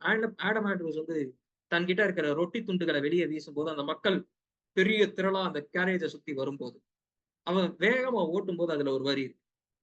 அந்த கேரேஜஸ் வந்து அங்க அந்த சாலை ஓரங்கள்ல விழுந்து கிடக்கிற மனிதர்கள் மேல ஏறி உருண்டு போகக்கூடிய ஒரு சித்திரம் வரும். அப்போ ரொம்ப கிளியராவே ஒரு வரி, வீல்ஸ் ஆஃப் டெஸ்டினி அப்படின்னு ஒரு கிளியர் வரியிலேயே அந்த கேரேஜஸ் உடைய இம்பார்ட்டன்ஸ் என்னன்னு சொல்லுவோம். அது பவர். அங்க இருக்கிற ஒட்டுமொத்த மனிதர்கள் மேலே, மனித இனத்தின் மேலேயே ஒட்டு மொத்தமா ஏறி மிதிச்சு அவங்களை நசுக்கி அவங்க மேல உருண்டு தன்னுடைய டெஸ்டினேஷனை போய் அடையக்கூடிய பவருடைய ரெப்ரசன்டேஷன் அந்த கேரேஜ். ஆனா அந்த கேரேஜ் வந்து வேற வேற இடங்கள்ல எவ்வளவு சட்டிலா பிளேஸ் பண்ணப்பட்டு அந்த கேரேஜஸ் உடைய ஹிஸ்டரி யூஸ் பண்ணப்பட்டு அது எந்த விதமா வந்து நமக்கு கம்யூனிகேட் பண்ணப்படுது அப்படிங்கிறது இருக்கு இல்லையா, அதெல்லாம் இந்த நாவலுடைய ஃபைனர் சட்டில்டிஸ். அப்புறம் நான் முதல்லயே சொன்ன மாதிரி இந்த நாவல்ல வரக்கூடிய ஐடன் பைன் வந்து தன்னை ஷெல்லியாவும் ஷெல்லியின் மூலமா கிறிஸ்துவாவும் தொடர்ந்து கற்பனை பண்ணிக்கக்கூடிய ஒரு ஆளா இருக்கு. ஆனா ஒரு கட்டத்துல வந்து அவன் கடைசி கட்டத்துல ஷெல்லியில இருந்து பைரனுக்கு மூவ் ஆகக்கூடிய ஒரு இடம் இருக்கு. அவனுடைய அந்த ஒட்டுமொத்த பஞ்ச சித்திரத்தை அவன் பார்த்ததுக்கு அப்புறம் அவன் திரும்பி வந்து அந்த ஜுரம் மாதிரியான ஒரு ஒரு ஒரு ஃபீவரிஷ் ட்ரீம்ல அவன் இருக்கும்போது அவனுக்கு நினைவு வர வரிகள் பைரனுடையது. அவனுக்கு அது வரைக்கும் நாவல் முழுக்க கோட் பண்ணிக்கிட்டு இருந்த ஷெல்லி திடீர்னு பைரனாமார். ஏன் பைரனாமார் அப்படிங்கிற ஒரு கேள்வி. இந்த இந்த கேள்வி ரொம்ப ஷெல்லி அவன் எவ்வளவு கோப்பை பத்தி அவன் அவன் கஷ்டங்களை பத்தி பேசிட்டான், அவன் புரட்சிகளை பத்தி பேசிட்டான், வலிகளை பத்தி பேசிட்டான், எல்லாத்தையும் பேசிட்டான். ஆனா அவன் ஒரு கோப்புடைய ஆங்கில கவிதைகள் தெரிஞ்ச அத்தனை பேருக்கும் தெரியும் ஷெல்லி கோப்புடைய கவி. ஷெல்லியால வந்து ஷெல்லிய படிச்சு வந்து ஒரு ஆள் வந்து ஊக்கம் பெற முடியும், செயலூக்கம் பெற முடியும், செயலூக்கம் பெற்று எதையோ நோக்கி போகும். ஆனா பைரன் வந்து முழுக்க முழுக்க அவநம்பிக்கையுடைய அவருக்கு வந்து மனித இனத்தின் மேல ஒரு ஒரு பெரிய கசப்பு இருக்கு அப்படிங்கிறது அவருடைய கவிதைகளை படிச்சது. அவர் அதை ஒரு பெரிய ஜெயண்ட். ஷெல்லி வந்து அதை வேற விதமா ஹேண்டில் பண்ணுவான். ஷெல்லி வந்து தன்னை சுருக்கி உலகத்தை பெருசாக்கி அவன் தன்னுடைய ஹோப்பை காட்டும். பைரன் வந்து தன்னை ஒரு பெரிய ராட்சசன் மாதிரி வளர்த்துக்கிட்டு உலகத்தை சுருக்கி தன்னுடைய அவநம்பிக்கையை காட்டக்கூடிய ஒரு கவிஞர் பைரன். அப்போ பைரன் மாதிரி ஒருத்தர் ஷெல்லியில இருந்து அவன் பைரனுக்கு வர்றதுங்கிறது அது அந்த வயது டிரான்சிஷனுடைய எவ்வளவு சட்டிலான ஒரு ஒரு கம்யூனிகேஷன். ஆனா அதை பத்தி மென்ஷனே கிடையாது. அதை பத்தி நாவல் எக்ஸ்பிளிசிட்டா எந்த இடத்துலயுமே வந்து அடிக்கோடிட்டு காட்டாது. ஆனா ஷெல்லியில இருந்து பைரனுக்கு அவன் ஏன் மூவ் பண்றான் அப்படின்னு நம்ம புரிஞ்சுக்கிட்டா அவனுக்கு உள்ள நடந்திருக்கக்கூடிய மனமாற்றம் எவ்வளவு பெயின்ஃபுல்லானது. அந்த பஞ்ச காலத்துல இறக்கக்கூடிய கோடான கோடி மனிதர்கள்ல அந்த மனிதர்களுடைய மரணம் எத்தனை துயர் மிகுந்ததோ ஒரு கனவுடைய மரணமும் அத்தனை துயர் மிகுது. ஒரு ஒரு ஒரு ஒரு இளம் லட்சியவாதி அங்க இறந்து போறான். ஒரு இளம் லட்சியவாதி அவனுடைய லட்சியவாதம் அந்த இடத்துல இறந்து போகும். அந்த லட்சியவாதியுடைய அந்த அந்த லட்சியவாதத்துடைய மரணம் இருக்குல்ல அது எவ்வளவு பெயின்ஃபுல்லா. அப்போ அந்த பெயின் வந்து நமக்கு எந்த விதத்திலையும் நேரடியா அடிக்கோடிட்டு காட்டப்படாம ரொம்ப சட்டிலா அந்த இடத்துல நமக்கு கம்யூனிகேட் பண்ணணும். அப்புறம் இதுல கிறிஸ்து வந்து ஒரு கேரக்டராவே வர்றாரு. கிறிஸ்து வந்து தொடர்ந்து ஒரு கேரக்டரா தொடர்ந்து தன்னை வந்து கிறிஸ்துவுக்கு நெருக்கமானவன்னு தன்னை ப்ரூவ் பண்றதுக்காகவே ஐடன்பர்ன் வந்து இந்த மக்களோட தன்னை அட்டாச் பண்ணிக்கிறதும் இந்த மக்களோட தன்னை வந்து ஐடென்டிஃபை பண்ணிக்கிறதும் அவன் செய்யறான். ஆனா கிறிஸ்துவுக்கு அவன் எவ்வளவு நெருக்கமா போக முயற்சி பண்ணாலும், அவன் ஷெல்லி மூலமா, தன்னுடைய மத நம்பிக்கைகள் மூலமா, ஃபாதர் பிரன்னன் மூலமா, அவன் எவ்வளவு கிறிஸ்துவுக்கு நெருக்கமா போக முயற்சி பண்ணாலும், கிறிஸ்துவுக்கும் அவனுக்கும் நடுவுல நிக்கக்கூடியது அந்த பவர், அந்த காலனி ஆதிக்கம் அப்படிங்கிற அந்த அந்த பெரிய பெரிய மிஷினரி. அந்த அந்த பெரிய லெவியத்தானுக்கு அந்த லெவியத்தானுடைய காடை தாண்டி அந்த பக்கம் இருக்கக்கூடிய அந்த தச்சனை வந்து இந்த ஐரிஷ் மாடு மேய்க்கக்கூடிய இந்த சின்ன பையனால அந்த பக்கம் போய் நெருங்கவே முடியல. அந்த லெவியத்தனத்தை அவ்வளவு பெரிய காடா அந்த இடத்துல. அப்போ இந்த இந்த கிறிஸ்துவுக்கும் சாத்தானுக்கும் நடக்கக்கூடிய சண்டை அப்படிங்கிற இமேஜ் இருக்கு இல்லையா, அந்த இமேஜ் வந்து ரொம்ப டிபிக்கலான ஒரு இமேஜ்.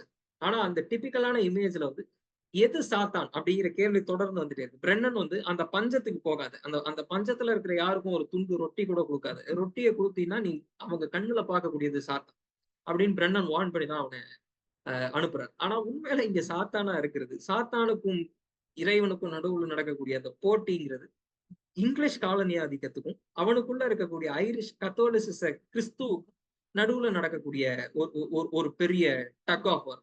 அந்த டக் ஆஃப் வாரோட ஏதோ ஒரு பகுதியில தான் ஒரு ஒரு ஒரு பிலிம்ஸ் ஒரு மினிட்ல அவனுடைய இன்ஃபேக்ட் அவன் வந்து கவர்னருடைய வீட்டுல இருக்கும்போது ஒரு முறை வந்து அந்த கவர்னருடைய காத்திருப்பு அறையில வந்து ஐடன் காத்திருக்கக்கூடிய இடத்துல வந்து உடலுக்கும் மனத்துக்குமான வித்தியாசத்தை பத்தின, உடலும் மனமும் எந்த இடத்துல ஸ்பிளிட் ஆகி நிக்குது அப்படிங்கிறத பத்தின ஒரு ஒரு நீண்ட விசாரம். அந்த விசாரத்துடைய ஒரு முனையா இப்படி யோசிச்சு பார்த்தா அந்த விசாரத்துல அவன் மனசளவுல கிறிஸ்து, அவன் மனசளவுல கிறிஸ்டியன். ஆனா அவன் உடல் இருக்குல்ல, அவன் உடல் வந்து இன்னொரு சிப்பாயுடைய முதுகுல கால் வச்சு இறங்க தயங்காத உடல். தன்னுடைய காலனி ஆதிக்க தோள்பட்டைகளையும் தொப்பிகளையும் சுமந்துகிட்டு இருக்கக்கூடிய ஒரு ஒரு ஒரு காலனிய அதிகாரியுடைய உடல். அந்த ரெண்டுத்துக்கும் நடுவுல நடக்கக்கூடிய கான்ஃபிளிக்ட் தான் கடைசியில அந்த போராட்டத்துடைய உச்சத்துல, அந்த போராட்டத்தை கலைக்கக்கூடிய அந்த மொமெண்ட்டுடைய உச்சத்துல அவனையே மீறி அவன் கை வந்து வானத்தை நோக்கி தூக்கி அது ஒரு சிக்னலா எடுத்துக்கொள்ளப்பட்டு தாக்குதல் ஆரம்பிக்கிற இடம். அது வந்து அந்த கயிறிழுக்கும் போராட்டத்துடைய ஒரு பகுதியா தான் என் மனசுல வந்து பதிஞ்சிருக்கு. அவனுடைய உடல், அவனுடைய மனசுல இருக்கிற கிறிஸ்துவுக்கும் உடல்ல இருக்கிற காலனிய சாத்தானுக்கும் நடுவுல நடக்கிற ஓரல ஒரு ஒரு ஸ்பிளிட் செகண்ட்ல ஜெயிக்கக்கூடிய அந்த அந்த சாத்தானுடைய கை இருக்கு. அது வந்து ஒரு ஒரு மகத்தான இமேஜ் அப்படின்னு எனக்கு தோணுது. அப்புறம் இதுல வரக்கூடிய இன்னொரு மேஜர் கேரக்டர் ஆடம் ஆண்ட்ரூஸ். அவன் நேரடியாவே ஐடன்பர்னுடைய ஒரு ஆல்டர் ஈகோவா தான் முன்வைக்கப்படும். ஐடன்பர்னும் ஆடம் ஆண்ட்ரூஸும் ஆல்டர் ஈகோஸ். ஐடன்பர்ன் என்னவாலாம் இருக்கும், ஒரு காலனிய அதிகாரியா, ஒரு வெள்ளை அதிகாரியா மாறலைன்னா ஐடன்பர்ன் என்னவா இருந்திருப்பானோ அதுதான் ஆடம் ஆண்ட்ரூஸ். ஐடன்பர்ன் தன்னுடைய மனசுல என்னவா இருக்கானோ அதுதான் ஆடம் ஆண்ட்ரூஸ்.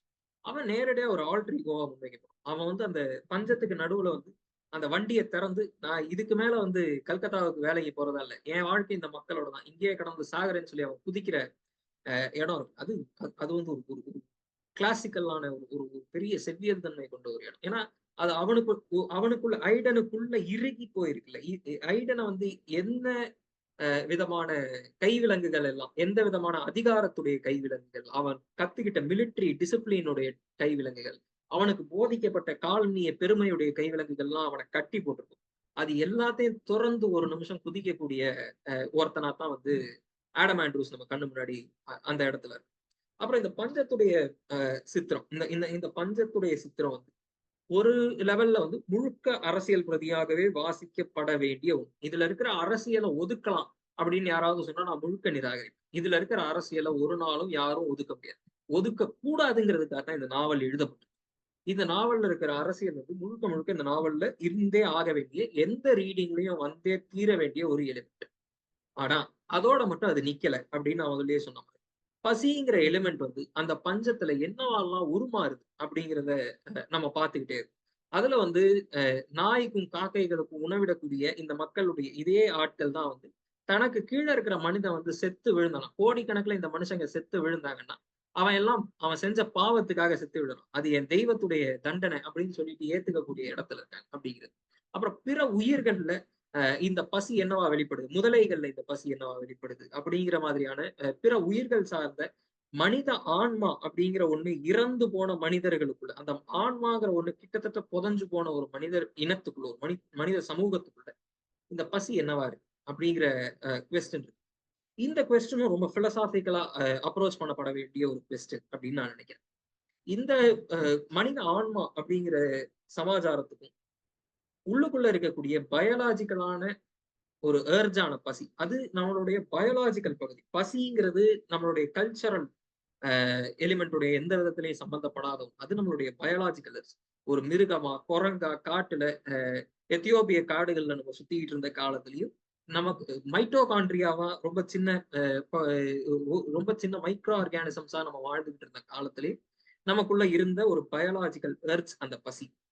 அந்த பசி தான் மனிதர்களை பெரும் பகுதி டிரைவ் பண்ணுது அப்படின்னு நம்ம நினைக்கிறோம். ஆனா அந்த பயாலாஜிக்கல் அர்ஜ வின் பண்ணக்கூடிய இடத்துலதான் இந்த அறமும் பயாலாஜிக்கல் இந்த கல்ச்சரல் எலிமெண்ட்ஸ் வந்து கிறிஸ்துவுக்கு நெருக்கமா இருக்கணுங்கிற எண்ணம், அறத்தின்படி செயல்படணும், நீதியின்படி செயல்படணும், கருணைங்கிற விஷயம், இது எல்லாமே அந்த பசிங்கிற பெரிய மிருகத்துக்கு எதிராக நிற்கக்கூடிய ஒரு மிஷினரி. இது நம்மளுடைய அற உணர்வு அப்படிங்கிறது நம்மளுடைய பயாலாஜிக்கல் சென்ஸ அதுக்கு எதிரா நின்று போர் புரியக்கூடிய விஷயம். அப்ப திரும்பவும் இதுல வந்து கிறிஸ்துவுக்கும் சாத்தானுக்கும் அப்படின்னு வச்சுக்கிட்டா நாம எல்லாரும் பயாலாஜிக்கலாவே சாத்தானுக்கு ரொம்ப நெருக்கமானவர்கள். ஒரு பயாலாஜிக்கல் விலங்கினங்களா நம்ம எல்லாருமே அதோடைய பேசிக் இன்ஸ்டிங்ஸ் நம்ம ரொம்ப நெருக்கமானவர்கள். அதைத்தான் பைபிளும் சொல்லுது, அதைத்தான் வேற வேற விதங்கள்ல எல்லா மெத்துகளும் சொல்லுது. பயாலாஜிக்கலா நம்ம எல்லாரும் அந்த பேசிக் இன்ஸ்டிங்ஸுக்கு ரொம்ப நெருக்கமானவர்கள். ஆனா அதை மீறக்கூடிய ஒரு மொமெண்ட் இருக்கு. நமக்கான என்ன சொல்றது, ஒரு லிட்மஸ் டெஸ்ட்ங்கிறது, நமக்கான ஒரு டெஸ்ட் ஆஃப் ஃபயர்ங்கிறது வந்து அதுவும் நம்மளுடைய அறமும் ஒண்ணு நேரடியா கான்ஃபிளிக்ட்ல சந்திக்கும் போது நாம எந்த பக்கம் திரும்பும், நாம எந்த பக்கம் நிக்கிறோம், அதுதான் நான். அப்ப இந்த நாவல் முழுக்க வரக்கூடிய கிறிஸ்து, இந்த நாவல் முழுக்க வரக்கூடிய ஆடம் ஆண்ட்ரூஸ் மாதிரி ஒரு கதாபாத்திரம், அதுல வரக்கூடிய நீதியை பத்தின விசாரணைகள், அது எதுவுமே வெறுமன அரசியல் தரப்பு மட்டுமே கொண்டது கிடையாது. அதுங்க ஒரு தத்துவ தரப்புடைய வெளிப்பாடு. உன்னுடைய பயாலாஜிக்கல் நேச்சரை உன்னால டிஃபீட் பண்ண முடியும். உனக்குள்ள நேச்சர்ல உனக்குள்ள இருக்கக்கூடிய குரூரத்தையும், உனக்குள்ள இருக்கக்கூடிய பேசிக் இன்ஸ்டிங்ஸையும், பசி வந்தா பிற எல்லாத்தையும் அடிச்சு திங்கலாம் அப்படிங்கிற இடத்துல இருக்கக்கூடிய உன்னுடைய பேசிக் இன்ஸ்டிங்ஸையும் நீ வெல்ல முடியுமா? நீ வென்றா அங்க இருக்கக்கூடிய பிற மிருகங்களை விட நீ மேலான. அப்ப நீ கிறிஸ்துவுக்கு நெருக்கமான. அப்ப எக்கே ஹோமோ அப்படின்னு சொல்லக்கூடிய இதோ மனிதன் அப்படின்னு சொல்லப்படக்கூடிய இடத்துக்கு நீ போகக்கூடியது. அந்த அந்த அந்த அந்த தச்சனுக்கு ரொம்ப நெருக்கமானவன். அது இல்லைன்னா நீ மறுபடியும் அந்த மிருகங்களுடைய ஒரு பகுதி. அப்ப இந்த human nature, what is human nature, what is human condition அப்படிங்கிற ஒரு ஃபண்டமெண்டல் பிலசாபிக்கல் கொஸ்டின் இந்த நாவலுக்குள்ள இருக்கு. இந்த நாவல்ல வரக்கூடிய பஞ்சத்தை வந்து வெறுமனே ஒரு ஒரு ஒரு ஒரு வயிற்று பசி சார்ந்த பஞ்சமா மட்டும் பாக்குறது இந்த நாவலுடைய ஒரு ரிடக்ஷனிசம் அப்படின்னு தான் நான் சொல்லுவேன். இந்த நாவலுக்குள்ள அப்போ அந்த இந்த நாடு தானே 2000 வருஷமா 2500 வருஷமா வந்து அன்ன சத்திரங்கள் நடத்தி சோறு போட்டு ஜெயினர்கள் வந்து மக்களுக்கு வந்து பசி போகணும்னு அவங்க பசியை வந்து அனுபவிச்சு மக்களுக்கு பசி போகணுங்கிறதுக்காக சத்திரங்கள் நடத்தியிருக்காங்க. இந்த பஞ்சம் வர்றதுக்கு கொஞ்சம் வருஷம் முன்னாடி தானே நாயகர்கள் ஊர் ஊரா சத்திரம் உருவாக்குனாங்க, கோயில்கள் உருவாக்குனாங்க. பசிங்கிறது ஒரு பெரும் பெணின்னு நம்ம ஒரு பழைய தாடி வச்ச நம்ம இமேஜ்ல தாடி வச்ச ஒருத்தர் வந்து நெருநலும் வருவது கொள்ளோ நெருப்பு அப்படின்னு வந்து பசிய வந்து அவர் தானே சொல்லிட்டு போனாரு. அப்போ இதையெல்லாம் சொன்ன ஒரு இனம், இல்ல ஒரு மரபுல இந்த பஞ்சத்தை, இப்படியான ஒரு பெரிய மனித அவலத்தை எப்படி டாலரேட் பண்ணும்?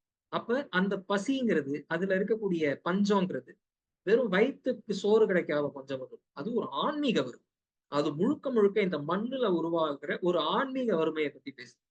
இதுல இருக்கக்கூடிய ஜாதிய ஸ்ட்ரக்சருடைய இறுக்கம், இதுல வரக்கூடிய ஆதிக்க சாதிகளுடைய இறுக்கம் அப்படிங்கிறது அவங்க எந்த அளவுக்கு இந்த மண்ணுடைய மரபுல இருந்து எந்த விதத்திலும் எதையுமே எடுத்துக்காத ஒரு வறுமையில வாடுறாங்க. இவங்க ஒரு விதமான பஞ்சத்துல அடிபட்டவங்கன்னா அவங்க வேற விதமான பஞ்சத்துல அடிபட்டவங்க. அவங்க முழுக்க முழுக்க ஆன்மீக ரீதியான ஒரு பஞ்சத்துல செத்து மடிஞ்சவங்க. அவங்களுக்கு வந்து இந்த இந்த மண் உருவாக்குன அன்னத்தை பிரம்மமா பார்க்கக்கூடிய இந்த மண்ணு உருவாக்குன பண்பாட்டோட எந்த விதத்திலையும் எந்த விதமான சம்பந்தமும் இல்லைன்னாலும் நெத்தியில ரொம்ப தெளிவான திரும்ப நிட்டுக்கக்கூடிய ஒரு இடத்துல இருக்கக்கூடிய அந்த அந்த அளவுல இந்த நாவல்ல பேசப்படக்கூடிய பஞ்சங்கிறது அரசியல் சார்ந்ததோ இல்ல வெறுமனே வயிறு சார்ந்ததோ மட்டும் கிடையாது. அது இந்த மண்ணை பெரிய அளவுல கொஸ்டின். அப்ப இது ஒரு ஹிஸ்டாரிக்கல் கொஸ்டின் தானா அப்படின்னா கிடையாது. இது வெறும் அரசியல் கொஸ்டினா இருந்ததுன்னா அது ஒரு ஹிஸ்டாரிக்கல் கொஸ்டின். ஒரு பிலசாபிக்கல் கொஸ்டினா இருக்கும்போது இது உங்களையும் என்னையும் சேர்த்து தான் இந்த கொஸ்டினை ரைஸ். நீ என்ன பண்ற? நீ என்ன பண்ற? உன்னை சுத்தி இருக்கிற சக மனுஷன் பஞ்சத்திலையும் பசியிலையும் செத்து வீழும்போது நீ என்ன பண்ற? இன்னைக்கு உன்னுடைய இடத்துல உன்னுடைய பிரிவிலேஜ்ல கம்ஃபர்டபுளா உட்கார்ந்துகிட்டு இருக்கிற நீ இந்த பசிக்கு எதிராக என்ன செய்ய? இந்த இந்த நாட்டுல இறந்து போகக்கூடிய பசிக்கு எதிரா, பஞ்சத்துக்கு எதிரா, இந்த நாட்டுல ஒவ்வொரு முறையும் ஒடுக்கப்படக்கூடிய மனிதனுக்கு துணையா நீ என்ன செஞ்ச? அப்படிங்கிற கேள்வியை இது உருவாக்கும். அதனாலதான் இது வந்து ஒரு இப்ப நான் இது வரைக்குமான ஹிஸ்டாரிக்கல் மேப் மட்டும் இருக்கும்னா அது ஒரு டாக்குமெண்ட். அது ஒரு லிட்ரரி ஒர்க்கே கிடையாது. அதுக்கு வந்து எந்த விதமான லிட்ரரி வேல்யூ கிடையாது. லிட்ரரி வேல்யூ வரணும்னா அது பெரினியலான ஒரு இடத்தை நோக்கி. அது ஒரு பெரினியலான கொஸ்டின். இன்னைக்கு இல்ல, இன்னொரு 100 வருஷம் கழிச்சு இந்த நாவலை திரும்ப திறந்து படிச்சாலும் அது அதை படிக்கிறவனை ஏதோ ஒரு விதத்துல தொந்தரவு. அந்த தொந்தரவை இந்த நாவல் உருவாக்குறது அது ஒரு பிலசாபிக்கல் கொஸ்டினா மாறுற இடத்துலதான். அந்த பஞ்சம்ங்கிறது ஒரு பிலசாபிக்கல் கொஸ்டினை நோக்கி நம்மளை கொண்டு போகக்கூடிய இடத்துல தான். அது அந்த பஞ்சத்துடைய கான்டெக்ட்ல தான் தெய்வங்கள்னா என்ன, கிறிஸ்துவனா என்ன, நீ பேசக்கூடிய நீதிகளுக்கும் அறங்களுக்கும் உருவாக்கி வச்சிருக்கக்கூடிய பண்பாடுகளுக்கும் என்ன அர்த்தம். இப்படி கோடிக்கணக்குல மக்கள் செத்து விழும்போது அதை உன்னால எம்பத்தைஸ் பண்ண முடியல. அதுல உன்னால அவனுக்காக உன்னால இறங்க முடியல, அவனுக்காக உன்னால எதுவுமே செய்ய முடியல அப்படின்னா நீ கட்டி வச்சிருக்கிற இந்த அத்தனையும் வெறுமனே ஒரு வெறும் கல், வெறும் அந்த வெள்ளையான எப்படி ஒரு வெறும் குளிர்ந்த ஐஸ் கட்டியோ அந்த மாதிரி வெறுமன ஃப்ரோசன் ஐஸ் கட்டி. இப்போ இந்த நாவலுடைய பிரதான இமேஜான வெள்ளையானை, இந்த நாவலுடைய பிரதான இமேஜான பெரிய ஐஸ் கட்டி வந்து ஒரு வெள்ளையானை மாதிரி இருக்கிறது. அது வந்து இந்திரனுடைய ஐராவதத்தை ரெப்ரசென்ட் பண்றது. அது எல்லாமே வந்து ரொம்ப நேரடியாவே நமக்கு இது ரொம்ப வர்போஸா இதுல எழுதவே பட்டு. ஆனா இந்த நாவல் அந்த குளிர்ங்கிற இடத்த வந்து வேற ஒன்னா யூஸ். இந்த நாவலை படிக்கும்போது எனக்கு தொடர்ந்து டான்டேவுடைய இன்ஃபர்னோ நினைவுக்கு வந்துகிட்டே இருக்கு. இந்த முதல் முறை படிச்ச போது நான் இன்ஃபர்னோ எல்லாம் படிச்சதில்ல. முதல் முறை படிச்ச போது இதை படிக்கிறதுக்கே ட்ராமடைஸ் ஆனவனால நான் எங்கிறது இன்ஃபர்னோ படிக்கும். அப்போ முதல் முறை ஆனா யாரோ பேசிட்டு இருக்காங்க. இந்த முறை படிக்கும்போது நாவலுக்குள்ள டான்டேவுடைய இன்ஃபர்னோ வந்து தொடர்ந்து எனக்கு நினைவுல வந்துகிட்டே இருந்துச்சு. ஏன் அப்படின்னு யோசிச்சு பார்த்தா டான்டேவுடைய இன்ஃபர்னோவுக்கு இருக்கு அந்த 7 சர்க்கிள்ஸ் ஆஃப் ஹெல் இருக்கு. அந்த ஹெல்லுடைய கடைசி பாதாளமான ஹெல்ல ஃப்ரீஸ் தான். அது வந்து ஒரு ஃப்ரோசன் ஹெல். கடைசி சர்க்கிள் ஆஃப் ஹெல் வந்து டான்டேவை பொறுத்த வரைக்கும் ரொம்ப ஃப்ரோசன். கட்டும் குளிர்ல அத்தனையும் உறைஞ்சு போயிருக்கக்கூடிய ஹெல் தான் பெரும் பாவிகளுக்கு கொடுக்கப்படக்கூடிய நரகம். அதாவது கொடும் பாவிகளுக்கு அந்த அங்க இருக்கக்கூடிய பாவிகள்லயே கொடுமையான பாவிகளுக்கு கொடுக்கப்படக்கூடிய 7வது நரகம் ரொம்ப ஃப்ரோசனா இருக்கு. அப்படியான ஒரு நரகத்துலதான் இதுல இருக்கக்கூடிய பறையர்கள், இதுல இருக்கக்கூடிய தலித்துகள் வந்து வேலை செய்யுது. அவங்க அவங்க அதை கட்டி மேய்க்கக்கூடிய அந்த பெரிய ஐஸ் மலை இருக்கு, அந்த அந்த ஐஸ் பாறை இருக்கு. அந்த ஐஸ் பாறை அவங்களை லிட்டரலா அந்த இடத்துக்குள்ள முதல் முறையா அந்த ஐஸ் ஹவுஸ்க்குள்ள முதல் முறை ஐடன்பர்க் போகும்போது அவன் உணரக்கூடிய கோல்ட், அவ அதுல ஃப்ரீஸ் ஆகி கால் அழுகி போகக்கூடிய அளவுக்கு, அதாவது ஃப்ராஸ்ட் பைட் வரக்கூடிய அளவுக்கு கோல்டான, அதாவது ஒரு ஒரு இந்தியா மாதிரி ஒரு நாட்டுல ஃப்ராஸ்ட் பைட்டுங்கிற வார்த்தையை கேட்கிறதே ரொம்ப அபூர்வம். அப்போ இந்த மாதிரி ஒரு நாட்டுல வந்து ஃப்ராஸ்ட் பைட் ஆகி இறக்கக்கூடிய அளவுக்கு ஒரு கொடுமையான ஃப்ரோசன் ஹெல்ல அவங்க வாழும். அது கிட்டத்தட்ட 7வது நரகத்துடைய டான்டேவுடைய 7வது நரகத்துக்கு ரொம்ப ரொம்ப ரொம்ப நெருக்கமா இருக்கக்கூடிய ஒரு இமேஜ். அதே மாதிரி வெளியே சாகக்கூடிய இந்த செங்கல்பட்டு பஞ்ச சித்திரங்கள்ல சாகக்கூடிய மனிதர்களுடைய இமேஜ் இருக்கு. அந்த இமேஜ் வந்து ஈக்குவலி வந்து ஹாண்டிங்கான ஒரு ஒரு இமேஜா. அது வந்து ஃபயர்ல வெந்து சாகக்கூடிய ஒரு ஒரு பெரிய திரளை நமக்கு காட்டும். அதுவுமே கிட்டத்தட்ட நரகம் தான். அதுவுமே வந்து தீரா பசியோட இருக்கக்கூடிய நரகம்னு டான்டேவுடைய நரகங்கள்ல ஒரு பகுதி. அப்போ அந்த நரகத்துடைய ஒரு பகுதியா தான் வந்து இந்த மனிதர்களை வந்து வெளியே சாகக்கூடிய. அப்போ இன்ஃபர்னோ அப்படிங்கிற வார்த்தைக்கு அர்த்தமே வந்து கொழுந்து விட்டு எரியக்கூடிய அந்த நெருப்புடைய நரகம் தான். அந்த இன்ஃபர்னல் அப்படிங்கிற அந்த அந்த ஃபெர்னல்ங்கிற வார்த்தையுடைய இதுவே வந்து நரக நெருப்புடைய ரெப்ரசன்டேஷன் தான். அப்படியான கொடும் பஞ்சம் தான். அந்த பசி வந்து வெறும் பசியா, உடல் சார்ந்த பசியா மட்டும் அதை வந்து ஒரு நெருப்பு மாதிரி அது எல்லாத்தையும் எரிக்கக்கூடிய ஒரு பெரிய பசியா, ஒரு பெரிய பஞ்சமா அந்த இடத்துல வந்து அது உட்காந்துருக்கு. அப்ப இந்த அளவுக்கு வேற வேற விதமான பிலோசாபிக்கல் மித்தலாஜிக்கல் டெப்த்ஸ் இருக்கக்கூடிய நாவல். ஆனா கேர்ஃபுல்லா வாசிச்சா இந்த டெப்த்ஸ் எல்லாமே இந்த நாவலுக்குள்ள தரும். இல்லைனாலும் இது ஒரு அரசியல் நாவலா உங்களுக்கு பிடிக்கும். அப்போ அந்த அந்த அளவுல வந்து இந்த நாவலுக்கு ஒரு ஒரு ஒரு பிரமாதமான ஒரு ஒரு ஆழம் இருக்கு. அப்புறம் இங்க தொடர்ந்து பேசப்படக்கூடிய ஒரு ஒரு ஒரு குறிப்பிட்ட தமிழ்நாட்டுல அட்லீஸ்ட் இது ஒரு அரசியல் நாவல். அதனால இதை பத்தி பேசும்போது அரசியல் கலக்காம பேசுறதுங்கிறது இந்த நாவலை பத்தி பேசாம இருக்கிறது சமமான ஒரு ஒரு விஷயம். அப்ப இது தமிழ்நாட்டுல தொடர்ந்து பேசப்படக்கூடிய ஒரு ஒரு விதமான ஒரு அரசியல் நரேட்டிவ். அதாவது வெள்ளையர்கள் வந்து இந்தியாவுக்கு வந்ததுனாலதான் இந்தியாவுல இருக்கக்கூடிய சாதிய கட்டமைப்பை வந்து உடைக்க முடிச்சு. அவங்கதான் இந்த சாதிய கட்டமைப்புல இருந்து அதோடைய அடித்தட்டு மக்களை வந்து ரெஸ்கியூ பண்ணாங்க அப்படிங்கிற ஒரு ஒரு ஒரு ஒரு ஹிஸ்டாரிக்கல் நரேட்டிவ் வந்து இங்க பேசப்பட்டுக்கிட்டே இருக்கு. இந்த நாவலுக்குள்ளேயும் அதை பேசக்கூடிய தரப்பு. இப்ப காத்தவராயன் வந்து திரும்ப திரும்ப திரும்ப ஒயிட் மேனுடைய நீதி உணர்வை பத்தி அவன் அசைக்க முடியாத நம்பிக்கை வச்சிருக்கான். அவ்வளவு அபாரமான நம்பிக்கை வச்சிருக்கான். அவன் தன் கண் முன்னாடி அத்தனை குரூரங்களையும் பார்த்ததுக்கு அப்புறமும் இங்க இருக்கக்கூடிய கருப்பு அப்ரஸரோட நீங்க ரொம்ப மேல் தான் சார் அப்படிங்கிற இடத்துலதான் அவன் இருக்கான். அப்போ அந்த அளவுக்கு வந்து அந்த தரப்பு இருக்கு. ஆனா இந்த நாவல் அப்படியான பாப்புலர் ஹிஸ்டாரிக்கல் நரேட்டிவ்க்கு எவ்வளவு ட்ரூத் இருக்கு அப்படிங்கிறத ஒரு லெவல்ல ரீஇன்வெஸ்டிகேட் பண்ண அவங்க செஞ்சது.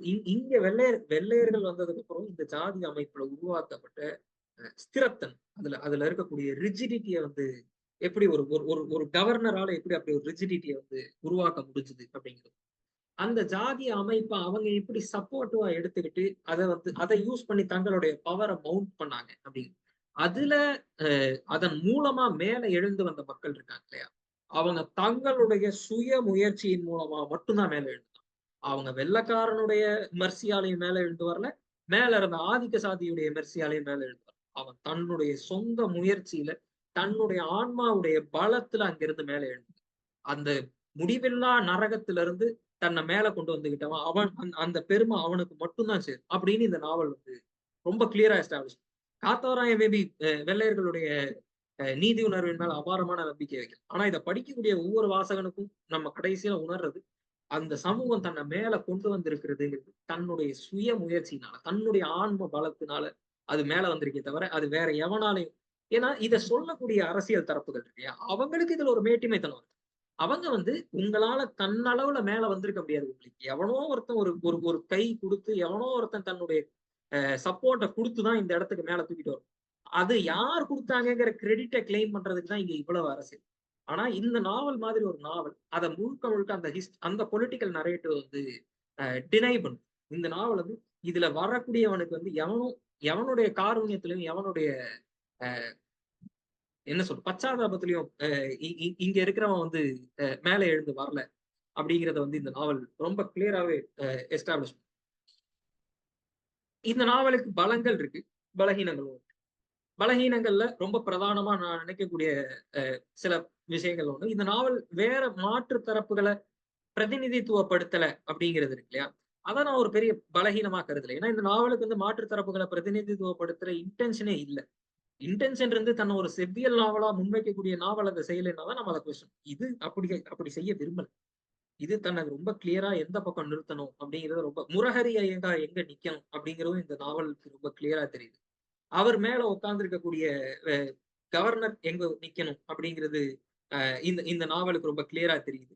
அவருக்கு வந்து அவருக்கு கீழே இருக்கக்கூடிய மனிதர்களை அவர் எப்படி ஹேண்டில் பண்ணணும், அதை அவர் எப்படி வந்து யூஸ் பண்ணிக்கணும் அப்படிங்கிறதும் இந்த நாவலுக்கு ரொம்ப கிளியரா தெரியுது. வில்லியம் ரசல் இதுல எங்க இருக்கணும் அப்படிங்கிறதும் இந்த நாவலுக்கு ரொம்ப கிளியரா. அது வந்து தன்னை எந்த பக்கம் நிறுத்திக்கிறேங்கிறதுல எந்த விதமான பிரிட்டன்ஸுமே இல்லாமதான் அது தன்னை ஒரு ஒரு பக்கத்துல நிறுத்திது. இன்ஃபேக்ட் சொல்ல போனா அது தன் நீதியுடைய பக்கத்துல நிறுத்தி அது எடுக்கக்கூடிய ஒரு தரப்பு, இந்த நாவல் எடுக்கக்கூடிய ஒரு தரப்பு இருக்கு அப்படின்னு நான் சொல்லுவேன்னா அது நீதியுடைய தரப்பு, அது தலித்துகளுடைய தரப்பு, அது நீதியுடைய தரப்பு. அது தன்னை நீதியுடைய தரப்புலதான் தன்னை நிறுத்திக்கணுங்கிறது ரொம்ப கிளியரா இருக்கு. ஆனா இந்த நாவலுக்குள்ள இருக்கக்கூடிய பிற கதாபாத்திரம், இப்போ பால்மர் மாதிரி ஒரு கதாபாத்திரம் இருக்கு இல்லையா, பால்மர் மாதிரி ஒரு கதாபாத்திரத்துக்கு இந்த நாவலுக்குள்ள கிடைக்கக்கூடிய ஒரு கன்செஷன். அதாவது நம்ம முதல்ல பால்மரை சந்திக்கும் போது அவர் வந்து இந்த அப்ரசிவ் மெஷினரியுடைய ஒரு பகுதியை தான் இருக்கு.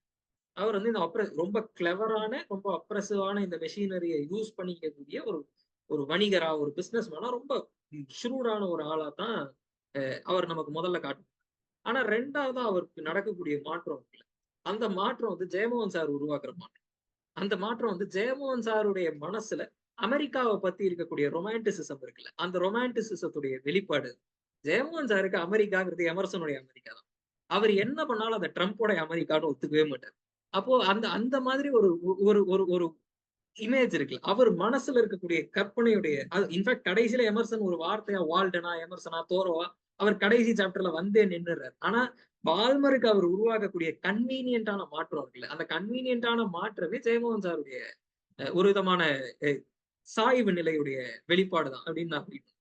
அவருக்கு முன்னாடி இருந்த தலைமுறை வந்து வெள்ளைக்காரனுடைய நீதி உணர்வ பத்தி, பிரிட்டிஷ்காரனுடைய நீதி உணர்வ பத்தி எப்படி நம்புனாங்களோ, அவர் அமெரிக்காங்கிறத அப்படி ஒரு வேற விதமான நீதி உணர்வுடைய, வேற விதமான புதிய உலகத்துடைய சூரியோதயத்துடைய உலகமா தான் அவர் வந்து பார்க்கிறார். அது உண்மையா இல்லையாங்கிறது இன்னைக்கு கான்டெக்ஸ்ட்ல நம்ம எல்லாருக்குமே ரொம்ப தெளிவா தெரியும். ஆனா இந்த நாவலுக்குள்ளயுமே அந்த கான்டெக்ஸ்ட் ரொம்ப சரியா பொருந்தல அப்படிங்கிறது தான் எனக்கு ப்ராப்ளம்.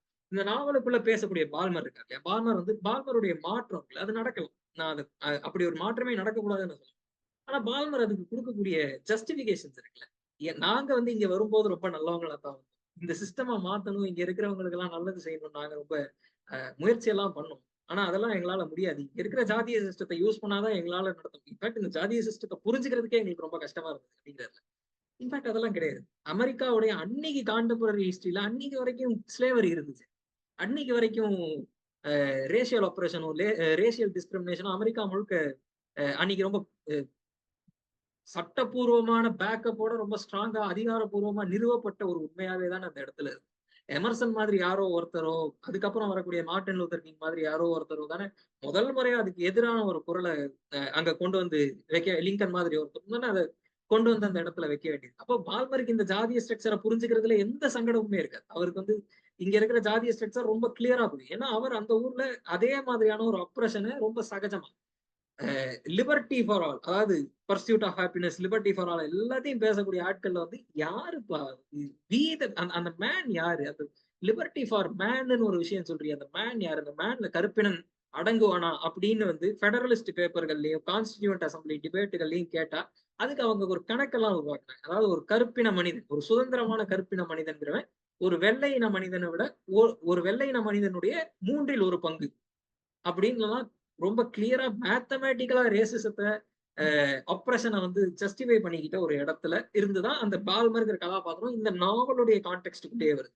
அப்ப அதுக்கு உருவாகக்கூடிய மனமாற்றம் இருக்குல்ல, அது வந்து அவ்வளவு ஜஸ்டிஃபைடான மனமாற்றம் இல்ல. அது நான் ஜெயமோகன் சாருக்கு கொடுக்கக்கூடிய ஒரு ஒரு ஒரு லீவே அப்படின்னு தான் நான் சொல்றேன். அது வந்து அவர் எடுத்துக்கக்கூடிய ஒரு கன்செஷன் அப்படின்னு தான் நான் சொல்றேன்.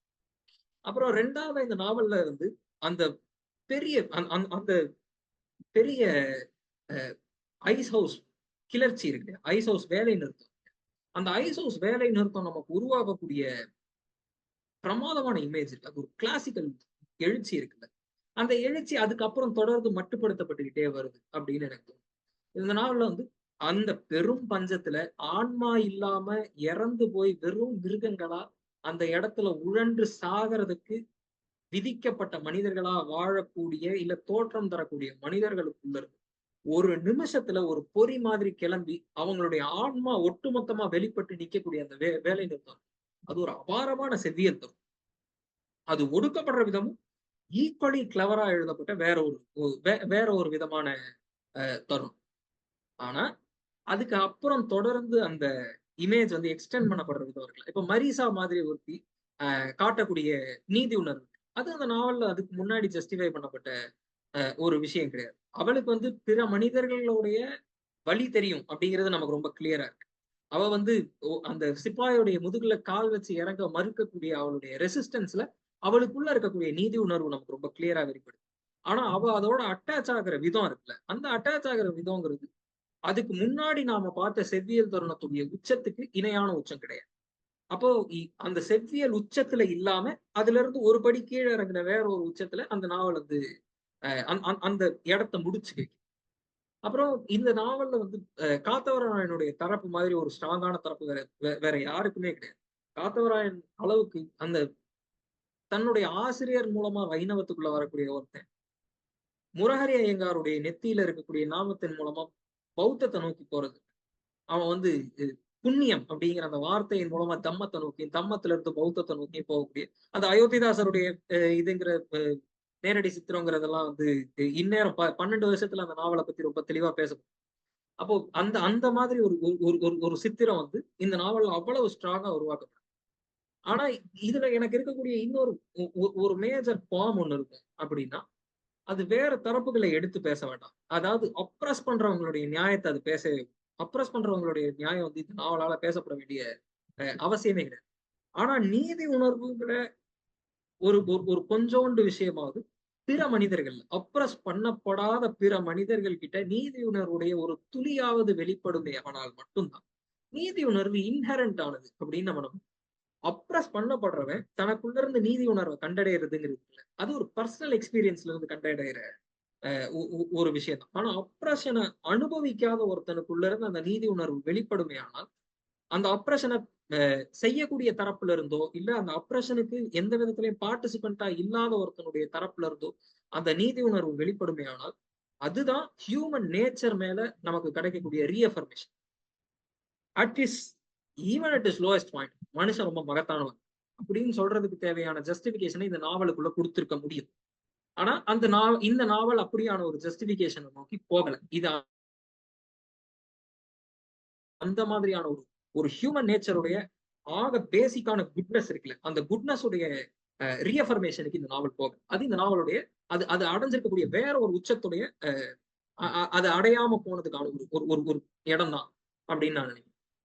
அப்புறம் பால்மர் மாதிரி ஒருத்தருக்கு அவ்வளவு கன்வீனியன்டான மாறுறதுக்கு தேவையான என்ன சொல்றது இத ஒரு சந்தர்ப்பத்தை உருவாக்கி கொடுக்குற இந்த நாவல் வந்து சில இடங்கள்ல ரொம்ப ஸ்டீரியோ டிபிக்கலான இமேஜஸ வந்து மறுபடியும் மறுபடியும் உருவாக்கிக்கிட்டே இருக்கு.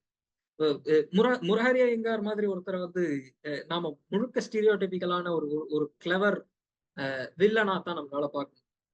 அப்போ அவர் அதை செய்யறதுக்கு பின்னாடி இருக்கக்கூடிய நியாயம் இருக்குல்ல, அதுவும் இந்த மரபுல இருந்து தானே உருவாக்கும். அதை பேசக்கூடிய தரப்பு வந்து இங்க வேற ஏதோ ஒரு விதத்துல வந்து அந்த நியாயத்தையும் சேர்த்து உடைக்க வேண்டிய ஒரு கடமை இந்த நாவலுக்கு இருந்துச்சு அப்படின்னு நான் நினைக்கிறேன். அந்த நியாயத்தை ஜஸ்டிஃபை பண்றதுக்கான கடமை இந்த நாவலுக்கு. ஆனா அந்த நியாயத்தையும் சேர்த்து உடைக்க வேண்டிய கடமை இந்த நாவல். இது அந்த நியாயத்தை குவெஸ்டின் பண்ணும், அந்த ஆப்ரேஷனை குவெஸ்டின் பண்ணும். ஆனா அந்த நியாயத்துக்கு எதிரான ஒரு வாதம் இந்த நாவலுக்குள்ள உருவாகி இருந்தா அதுக்கு பின்னாடி செயல்படக்கூடிய இந்த ஆப்ரேஷனை செய்யறதுக்கு பின்னாடி ஒரு பிலாசபி இருக்கு. அந்த பிலாசபியும் உடைக்கப்படும். அந்த பிலாசபியையும் ஒரு நாவல் உடைக்கும் போதுதான் அது ரொம்ப ரூட் காசுல போய் அந்த ஆப்ரேஷனை உடைக்குது அப்படின்னு நம்மளால எடுத்துக்க முடியும். அதுக்கு பதிலாக வேற ஒரு பிலாசபி, இப்போ அதுக்கு எதிராக பௌத்தத்தை முன்வைக்கிறது அப்படிங்கிறது ஒரு அரசியல் தரப்பா ரொம்ப சரியானது. ஆனா ஒரு இலக்கிய படைப்பா அதை உடைக்கக்கூடிய வலிமை இருக்கக்கூடிய ஜெயமோகன் சார் மாதிரி ஒருத்தர் அதை உடைச்சிருக்கணும் அப்படின்னு நான் வந்து ஃபீல் பண்ணேன். நண்பர்களே, ரொம்ப விரிவா ஒரு கிட்டத்தட்ட ஒரு மணி நேரம் பேசியிருக்கேன். இதோட இந்த உரையை நிறைவு செஞ்சேன். இந்த நாவலை படிக்கிறதன் மூலமா காலனி ஆதிக்கத்தை பத்தி, அதுல இருந்து சூழலை பத்தி, அப்புறம் தமிழ்ல வந்து வரலாற்று புனைவுகள்ங்கிறது எந்த லெவல்ல இருந்திருக்கு, அந்த வரலாற்று புனைவுகளோட கம்பேர் பண்ணும்போது வெள்ளையானை வந்து எவ்வளவு மேல இருக்கு, எவ்வளவு உச்சத்துல இருக்கு அப்படிங்கிறது நம்ம எல்லாருக்குமே ரொம்ப நல்லா தெரியும். ஆனா இந்த நாவலை படிக்கிறதன் மூலமா நம்ம உண்மையில அடையக்கூடியது, இந்த இந்த நாவலை படிச்சு இதை படிக்கக்கூடிய வாசகன் அடையக்கூடிய எக்ஸ்பீரியன்ஸ், அந்த பஞ்சம் முடிஞ்சு போச்சு. நாம இப்ப வந்து ஒரு ஃபுட் சர்ப்ளஸ் உடைய காலத்துல, ஃபுட் வேஸ்டேஜ் உடைய காலத்துல வாழும். நம்மளுடைய கிடங்குகள்ல தானியங்கள் வந்து கிடந்து மக்கி போகுது, அழுகி போகுது.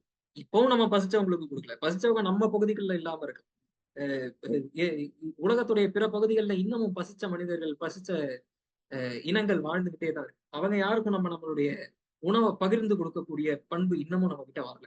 ஆனா நாம ஒரு ஒரு கம்ஃபர்டபுளான ஒரு ஃபுட் சர்ப்ளஸ் உடைய காலத்துல வாழறோம்.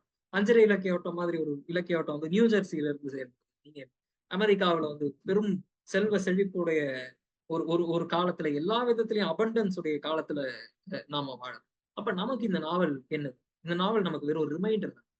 இந்த நாவல் வந்து இப்படி ஒரு பஞ்சம் இருந்துச்சு, ஞாபகம் வச்சுக்கோங்க அப்படின்னு சொல்ற ஒரு ஒரு ரிமைண்டர் தான், ஒரு ஹிஸ்டாரிக்கல் டாக்குமெண்ட் கிடையாது. இந்த நாவல் நம்ம கிட்ட ஃபண்டமெண்டலா கேட்கக்கூடியது ரெஸ்பான்சிபிலிட்டி எடுத்து அப்படின்னு இந்த நாவல் சொல்லு.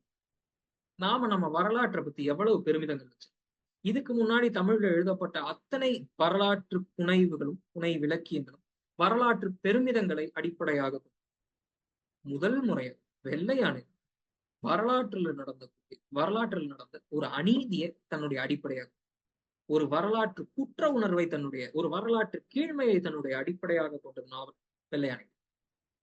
நம்ம ராஜராஜ சோழனையும் ராஜேந்திர சோழனையும் அவனுக்கு முன்னாடி வாழ்ந்த சங்க காலத்து மன்னர்களை நம்மளுடைய முன்னோர்களா எடுத்துக்கிட்டு எவ்வளவு பெருமை, அதை வச்சு எவ்வளவு அரசியல் சண்டைகள், எவ்வளவு வரலாற்று சண்டைகள், முழுமையா நிறைவு பெறாத அகழ்வாராய்ச்சிகளிலிருந்து கிடைக்கக்கூடிய அரைகுறையான தகவல்களை கொண்டும் கூட நம்ம எவ்வளவு அவசரமா நம்மளுடைய வரலாற்று பெருமிதங்களை கட்டமைச்சுக்கிட்டே இருக்கு. அப்ப நமக்கு வரலாற்றின் மீது இருக்கக்கூடிய இந்த இந்த வரலாறு சார்ந்த இந்த பெருமிதம், அது நான் எந்த விதத்திலையும் தப்புன்னு சொல்ல முடியும். ராஜராஜ சோழனும் ராஜேந்திர சோழன் நம்மளுடைய முன்னோடிகள் தான் அப்படிங்கிறத நான் எந்த விதத்திலையும், நம்மளுடைய முன்னோர்கள் தான், அவங்க நம்மளுடைய வரலாற்று நாயகர்கள் தான் அப்படிங்கிறத நான் எந்த விதத்திலையும் இருக்கேன். ஆனா இந்த நாவல் செய்யறது அவன் மட்டும் இல்ல உன்னுடைய முன்னோர். இந்த பஞ்சத்துல செத்தவன், அந்த பஞ்சத்துல செத்தவனை சாக விட்டவன் உன்னுடைய முன்னோர். செத்தவன் கொன்னவன் அவனுடைய வழித்தோன்றலும் நீதான். ராஜராஜ சோழனுக்காக நீ பெருமையை எடுத்துப்ப, அவனுக்காக நீ பெருமிதப்படுவ அப்படின்னா இவனுக்காக நீ குற்ற உணர்வு அடைய, இவனுக்காக நீ வருந்தும். இந்த வழியையும் நீ சேர்த்துதான் சொல்லணும். உன்னுடைய வரலாறுங்கிறது வெறுமன கட்டமைக்கப்பட்ட ஒரு ஒரு ஒரு பெருமிதத்துடைய வரலாறு மற்றும் அதுல இருக்கக்கூடிய இருண்ட பக்கங்களையும், அதுல இருக்கக்கூடிய கரைகளும், அதுல படிஞ்சிருக்கக்கூடிய ரத்தமும் உன்னுடையது. அதையும் சேர்த்து நீ எப்ப ஓன் பண்ணுவியோ அப்பதான் நீ ஒரு முழுமையான வரலாற்று மனிதனா மாறு. அப்பதான் நீ ஒரு முழுமையான ஹிஸ்டாரிக்கல் கான்டெக்ட்ல இருக்கக்கூடிய ஒரு மனித சமூகம் நம்மளால மாறும். அப்போ இந்த நாவல் நமக்கு கொடுக்கக்கூடிய ரிமைண்டர் அது. உன்னுடைய பெருமிதங்கள் மட்டும் உன்னுடைய பாக்கெட்ல இருக்கிறது உன்னுடைய பெருமிதங்கள் மட்டும், உன்னுடைய கீழ்மைகளும் அதுக்குள்ளதான், உன் முன்னோர்களுடைய கீழ்மைகளும் உள்ளதான்.